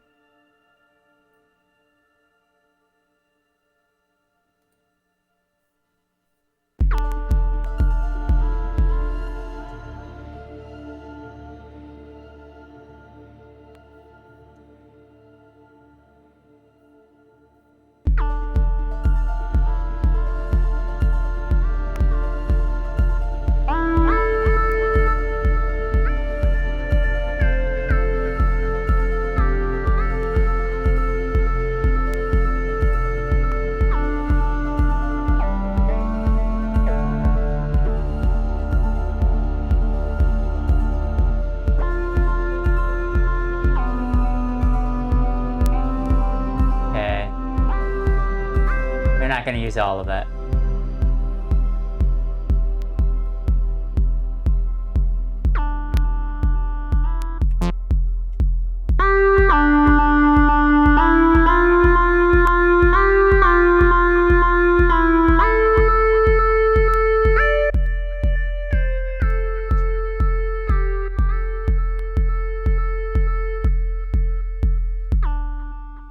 Okay, instead of that. Yeah, I know, it's weird. So instead of the microKORG, sorry, we're not going to be able to use that today, because, but you can at least hear, real quick, let's see if it's a different, let's see if we use a different, no, it's every patch. I mean, is it the Dynamical?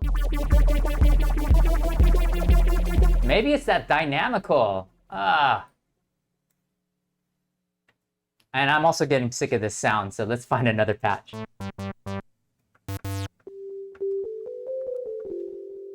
Yeah, let's see. I mean, we already have a bell sound, but...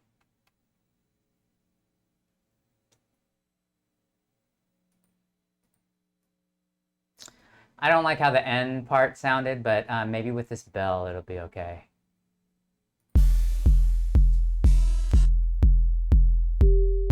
See, it changed.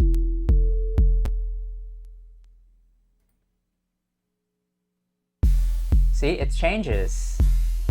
And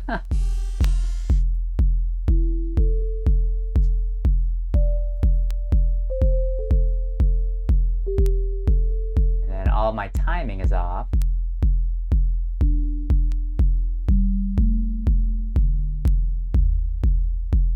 Let's just record it again.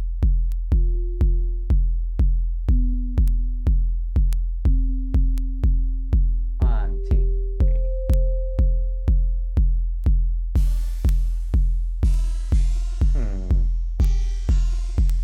This is a mystery to me. Let's use an instrument.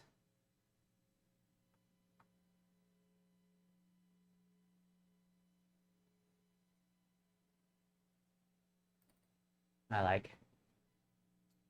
So it's not this dynamical. I don't think it's a connection. It's something's being sent. But anyways, thanks everyone for sticking around, watching me troubleshoot or not troubleshoot.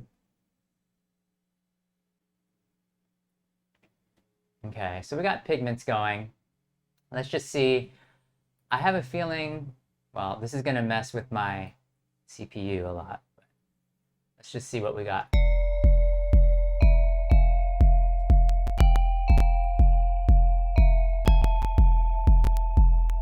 See, the timing's better, except for there, except for there.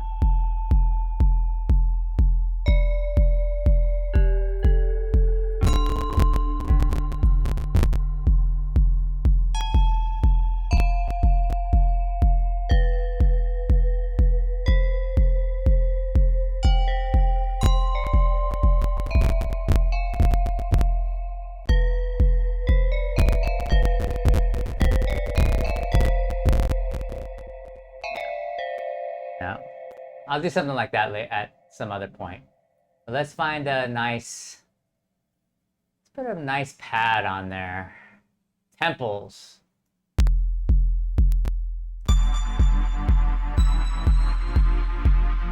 Now, Polaris. Who makes up these sounds?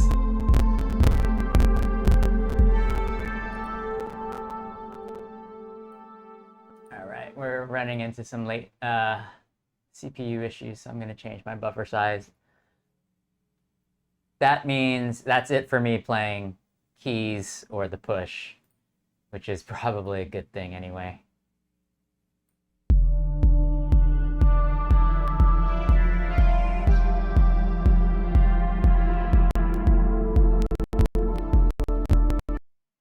Uh-oh.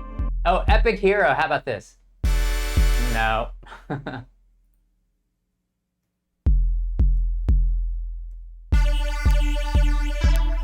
Too cold.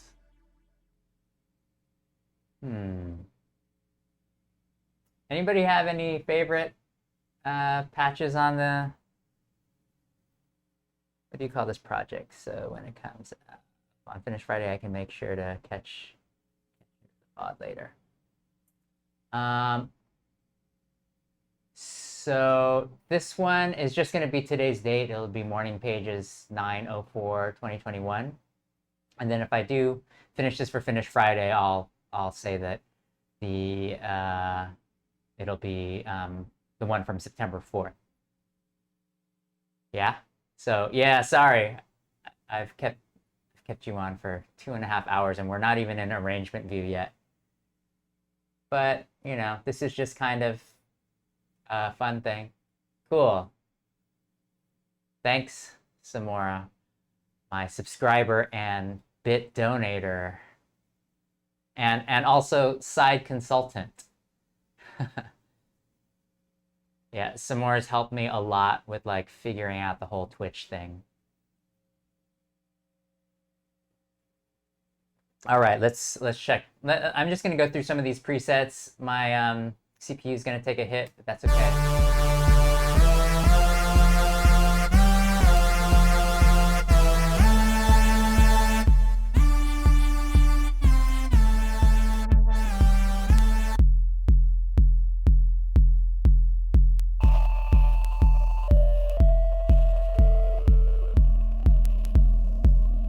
I like pads, but I want a pad with a really fast attack. Random flute.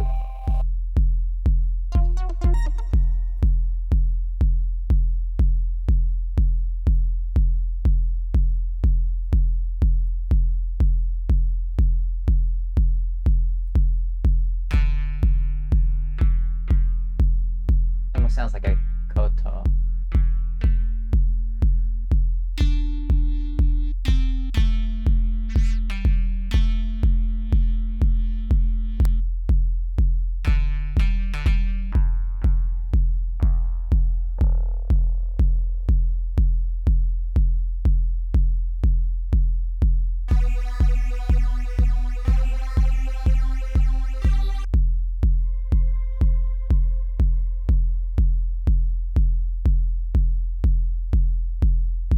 Oh, or Samora, the other thing is, even if this turns out, I mean, because right now it sounds like it's not going to turn out as my favorite jam, I'm going to post this anyway on SoundCloud. Although this Mystic Pluck is sounding nice.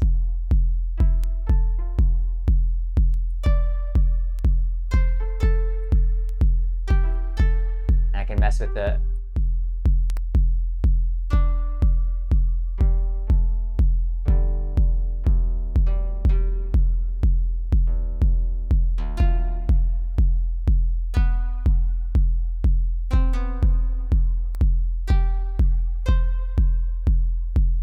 this one should have more of a little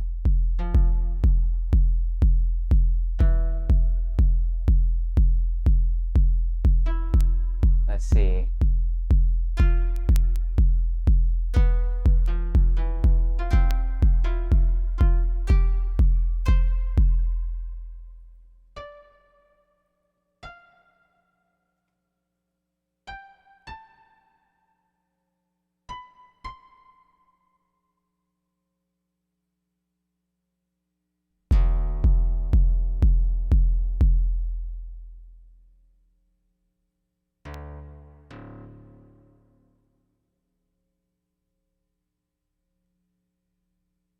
Just messing around with the sequence a little. I kind of like this guitar sound. Let's see how it sounds in context.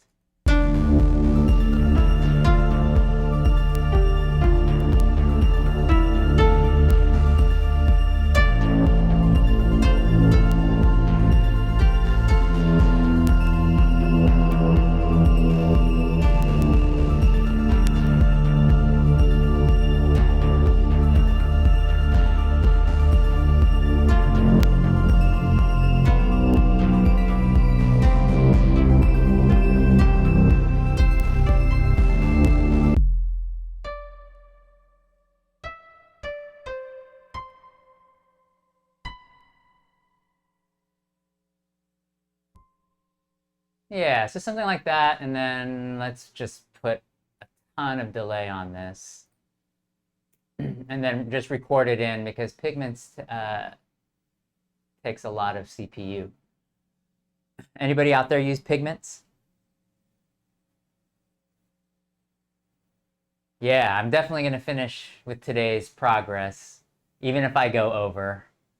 The great thing is the weekend, so I have a pretty clear schedule until about lunchtime. Yeah, so let's put some effects on here. We tried the probabilistic sequencer, and actually that might work out here as well. So let's record in that part.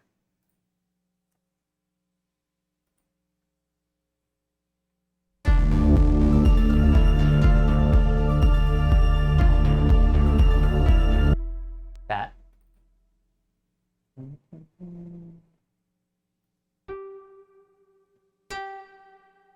You see how this is the velocity lane right here.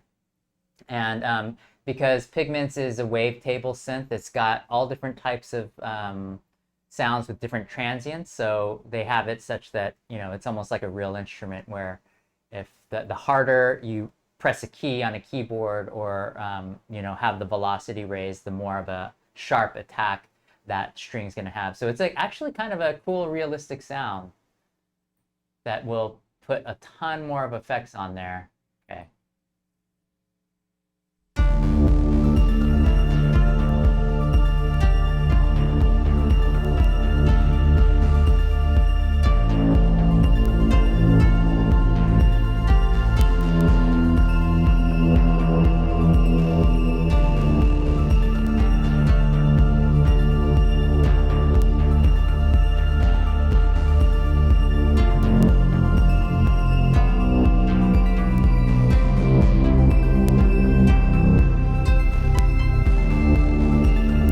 Okay.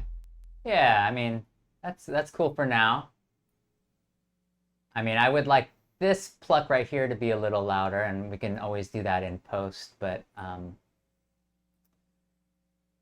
we got this lead. I need to recolor this before we lose it.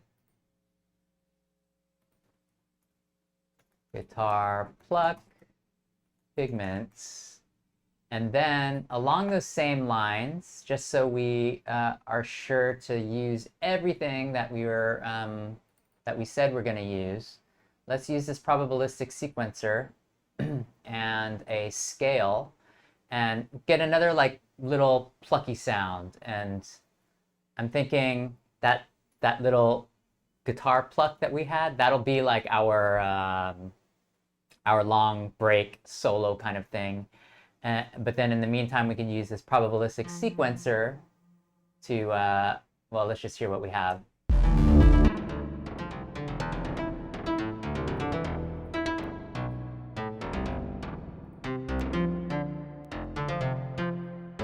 And then we can put this in D, and we're in Dorian.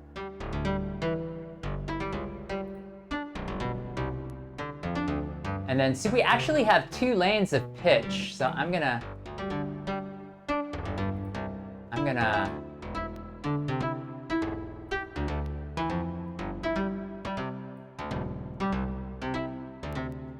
and then I think I could change the range of these pitches.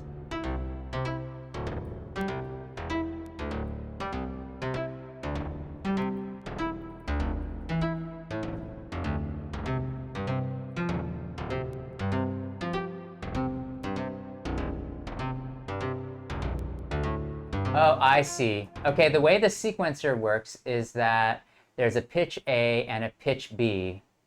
And this row right in the middle is giving me the probability between A and B. So I think the farther to one side will be, well, let's just check. Everything is going to go to A, I'm thinking.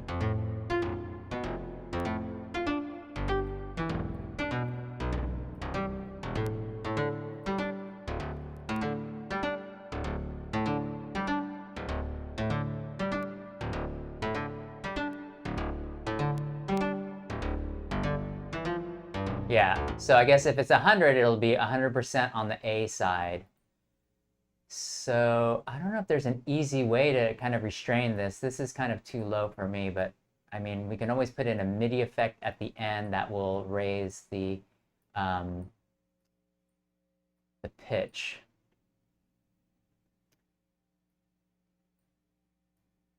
And then I think we're almost done. I want to put in a little drum pattern though too.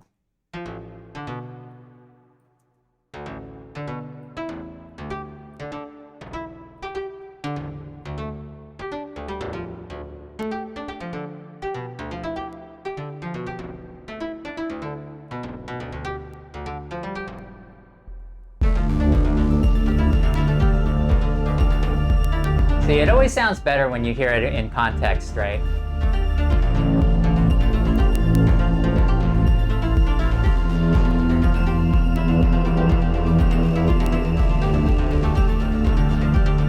Let's get this going.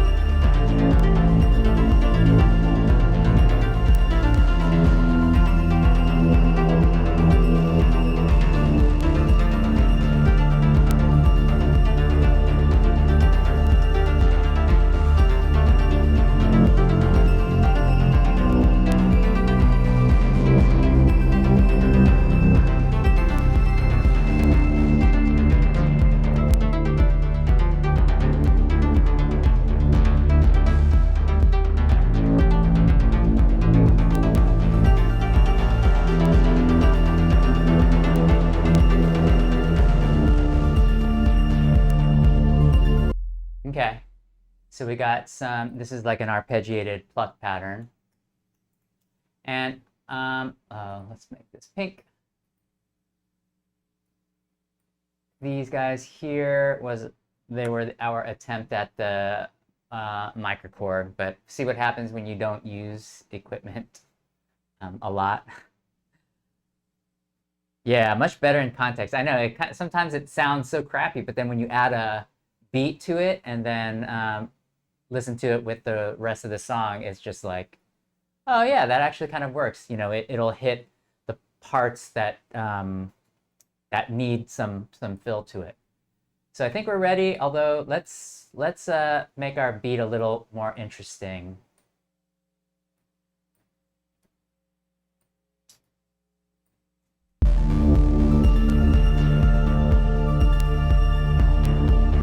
Okay. Crop, and then I'm gonna duplicate this. Oh wait, no, let me do it after I make a couple of variations. Just because, you know, we're not going to spend too much time on the drum pattern. This is always something we could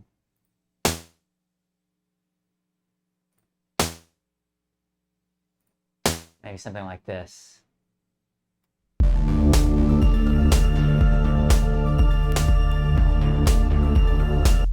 Yeah, and then we'll maybe tomorrow I'll spend more time doing some drum stuff, because I feel like I've been doing this four on the floor with the hi-hat trick a lot. But it is so great. And then the great thing is also then manipulating it within the hardware.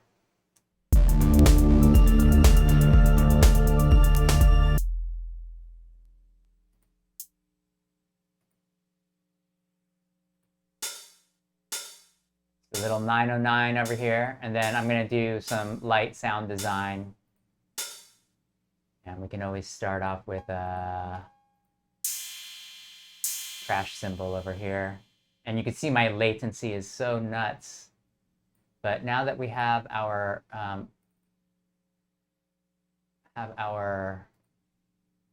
pigments done, I'm going to turn that off and save some CPU.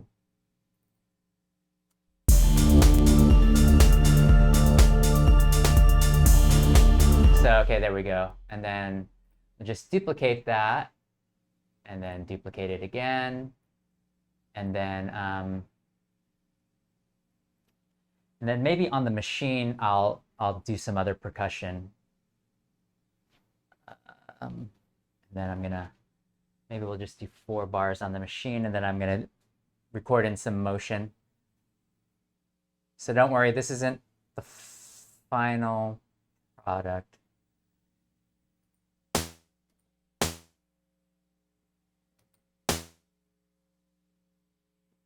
And then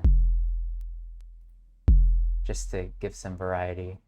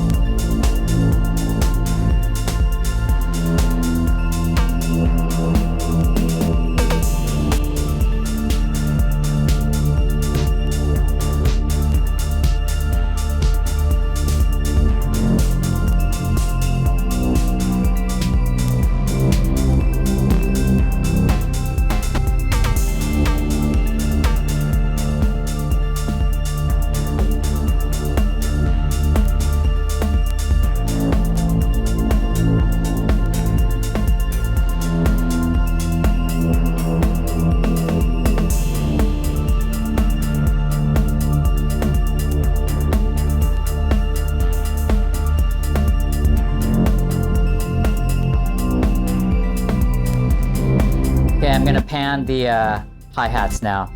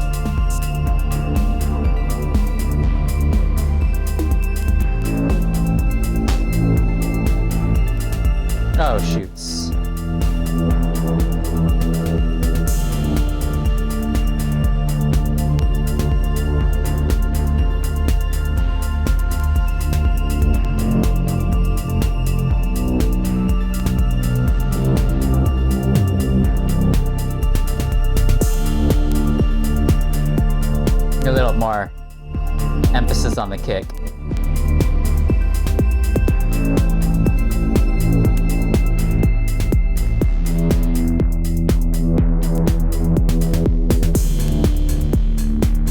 Okay. I think that's good for now.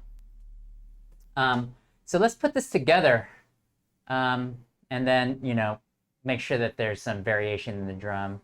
I think we got some pretty good parts to make a cohesive sort of 2-minute track for today. And I just want to make sure, I think I recorded all parts in. Yeah, including our VST. No, we didn't, but that's okay. That's our FM8. You know, FM8 doesn't take too much CPU. So this is what we're going to do. I'm going to move my drum track over here.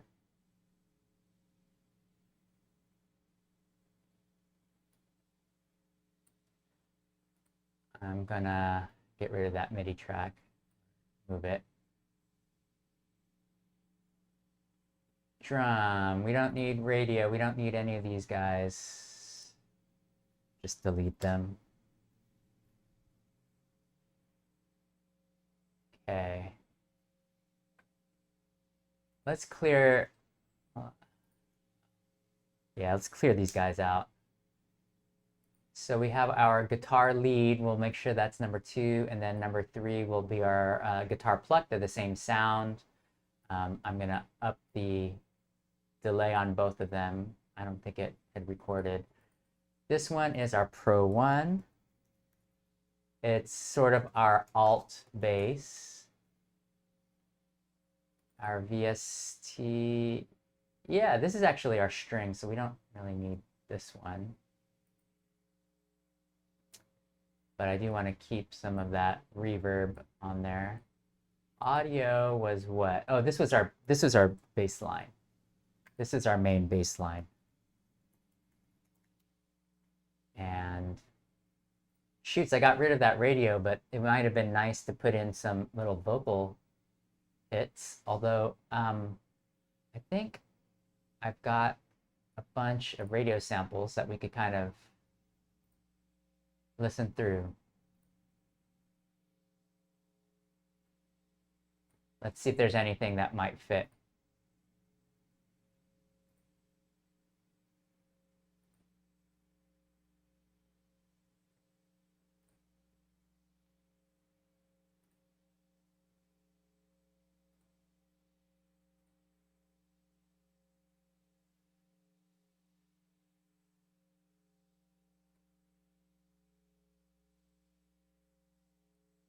I found some of these cantori chants.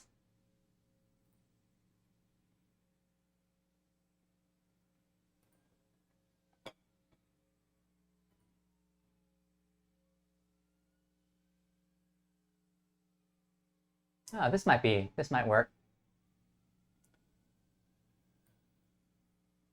Yeah, so I think we're pretty good. Let's go ahead and put all this together. Thank you for your patience. We've spent 2 hours just on figuring out some of these parts. Oh, this is what we gotta do. Oops, cancel. I'm gonna come over here, select all, and delete these. And make sure we're at the right point here. Here. Get these clips. And here are all the clips that we have.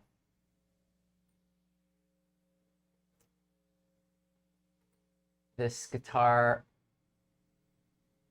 pluck over here won't come in until we're ready to do a little solo.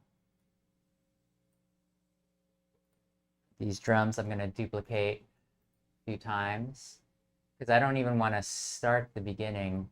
And then I like how the Pro 1 alt bass, to give you, remind you what that sounds like, sounds good towards the end. maybe over here.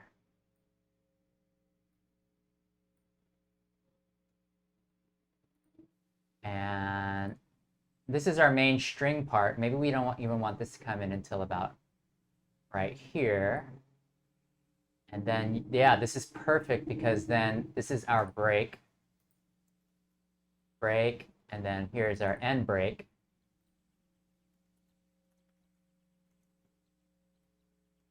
Over here.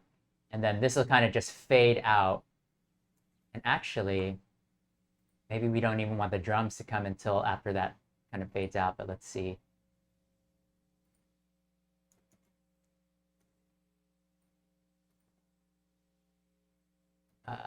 Maybe we do start off with a little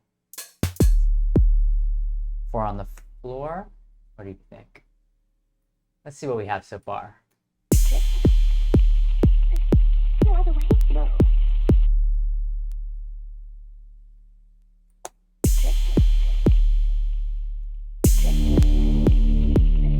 No other way? No.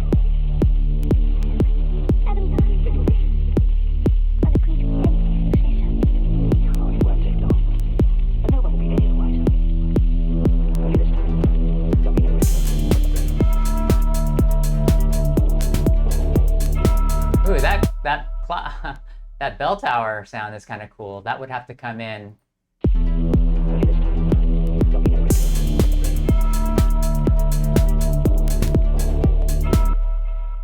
Maybe over here.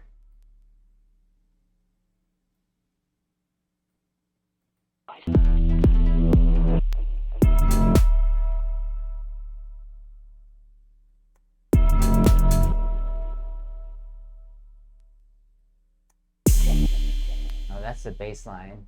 Shoots. Where's my guitar pluck? It's right here.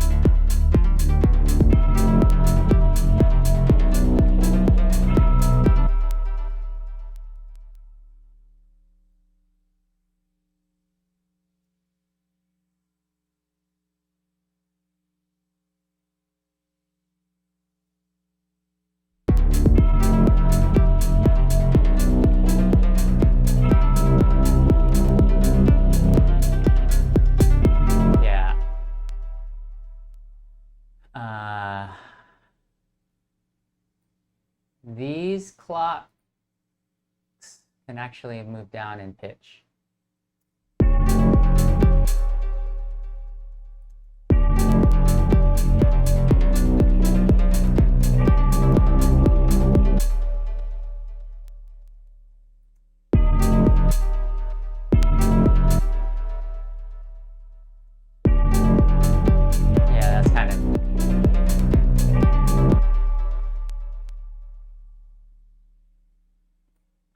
This guy over here, and then that's when we'll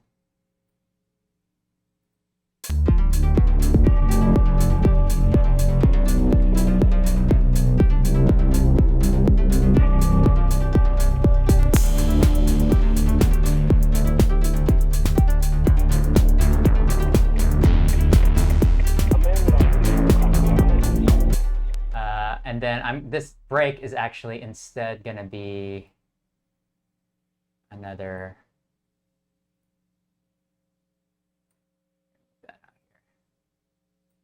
Yeah, we'll extend this because I want this to kind of be our climax, yeah? So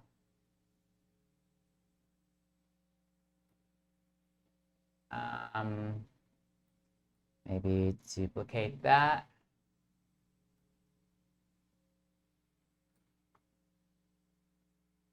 And then get to my view over here.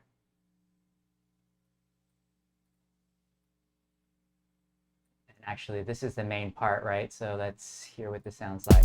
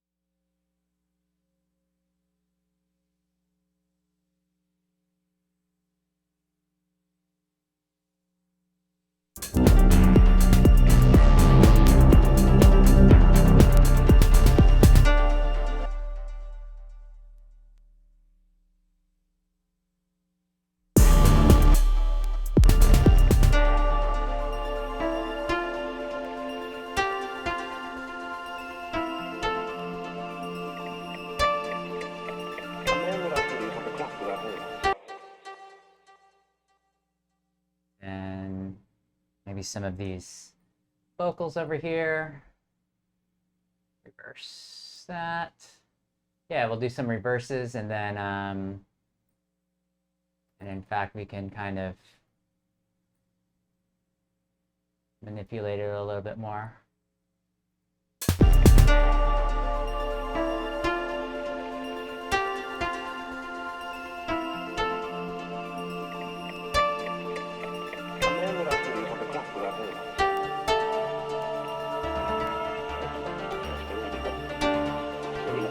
Yeah, and then we'll bring these plucks back in here.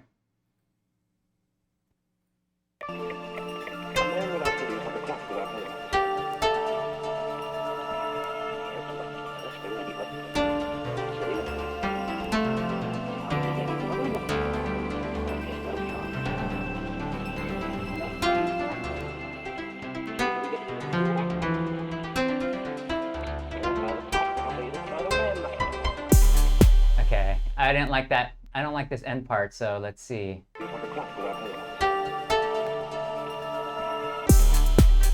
Let's see if we could.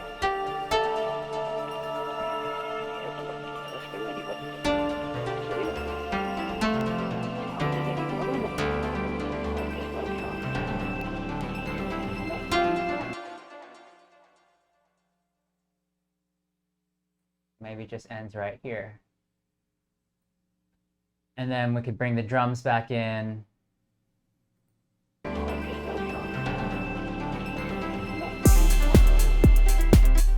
then bring the bass line back in.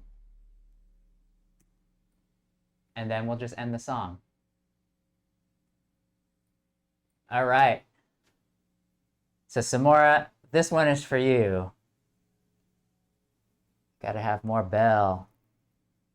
Yeah. That's true. That lower repeating line. More loop. Yeah, you know, for sure. Yeah, we could just go all in with that almost Baroque sounding theme. I mean, the cool thing is, like, in my mind, I was like, I had no idea what it was going to sound like. And then we kind of, all of us together kind of figured out, all right, this is going to be like a Legend of Zelda, or as you said, Castlevania kind of tune. So with this, I'm gonna just end with these little plucks coming out, and then oh, actually, you know what? How I would want to end this maybe is letting this bass line come back in, maybe right at the end. Let's see. No, no, no, no, no. Maybe we'll...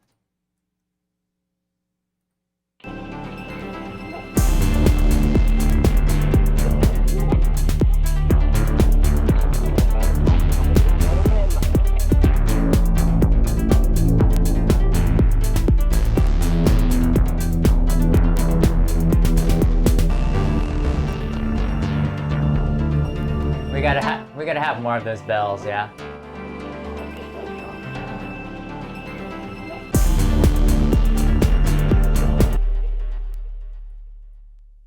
You're right. And then actually, let's let these guys shimmer on right here.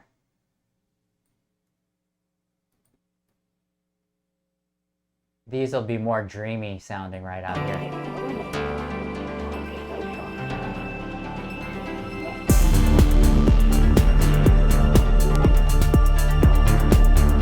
You hear they're a little more prominent.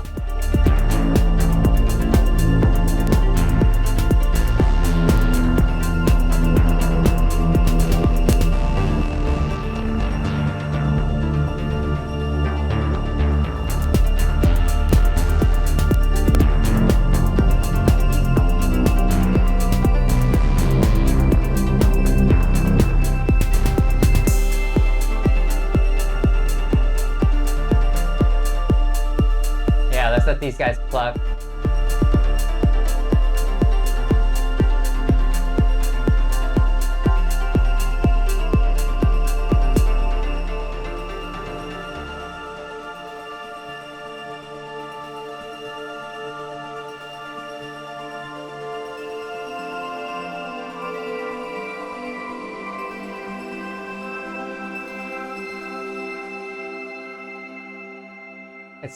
It's a little long outro, but let's just keep it in, because then the listener could kind of hear the main element that we actually started with, which is that FM8 arpeggiated bell pattern.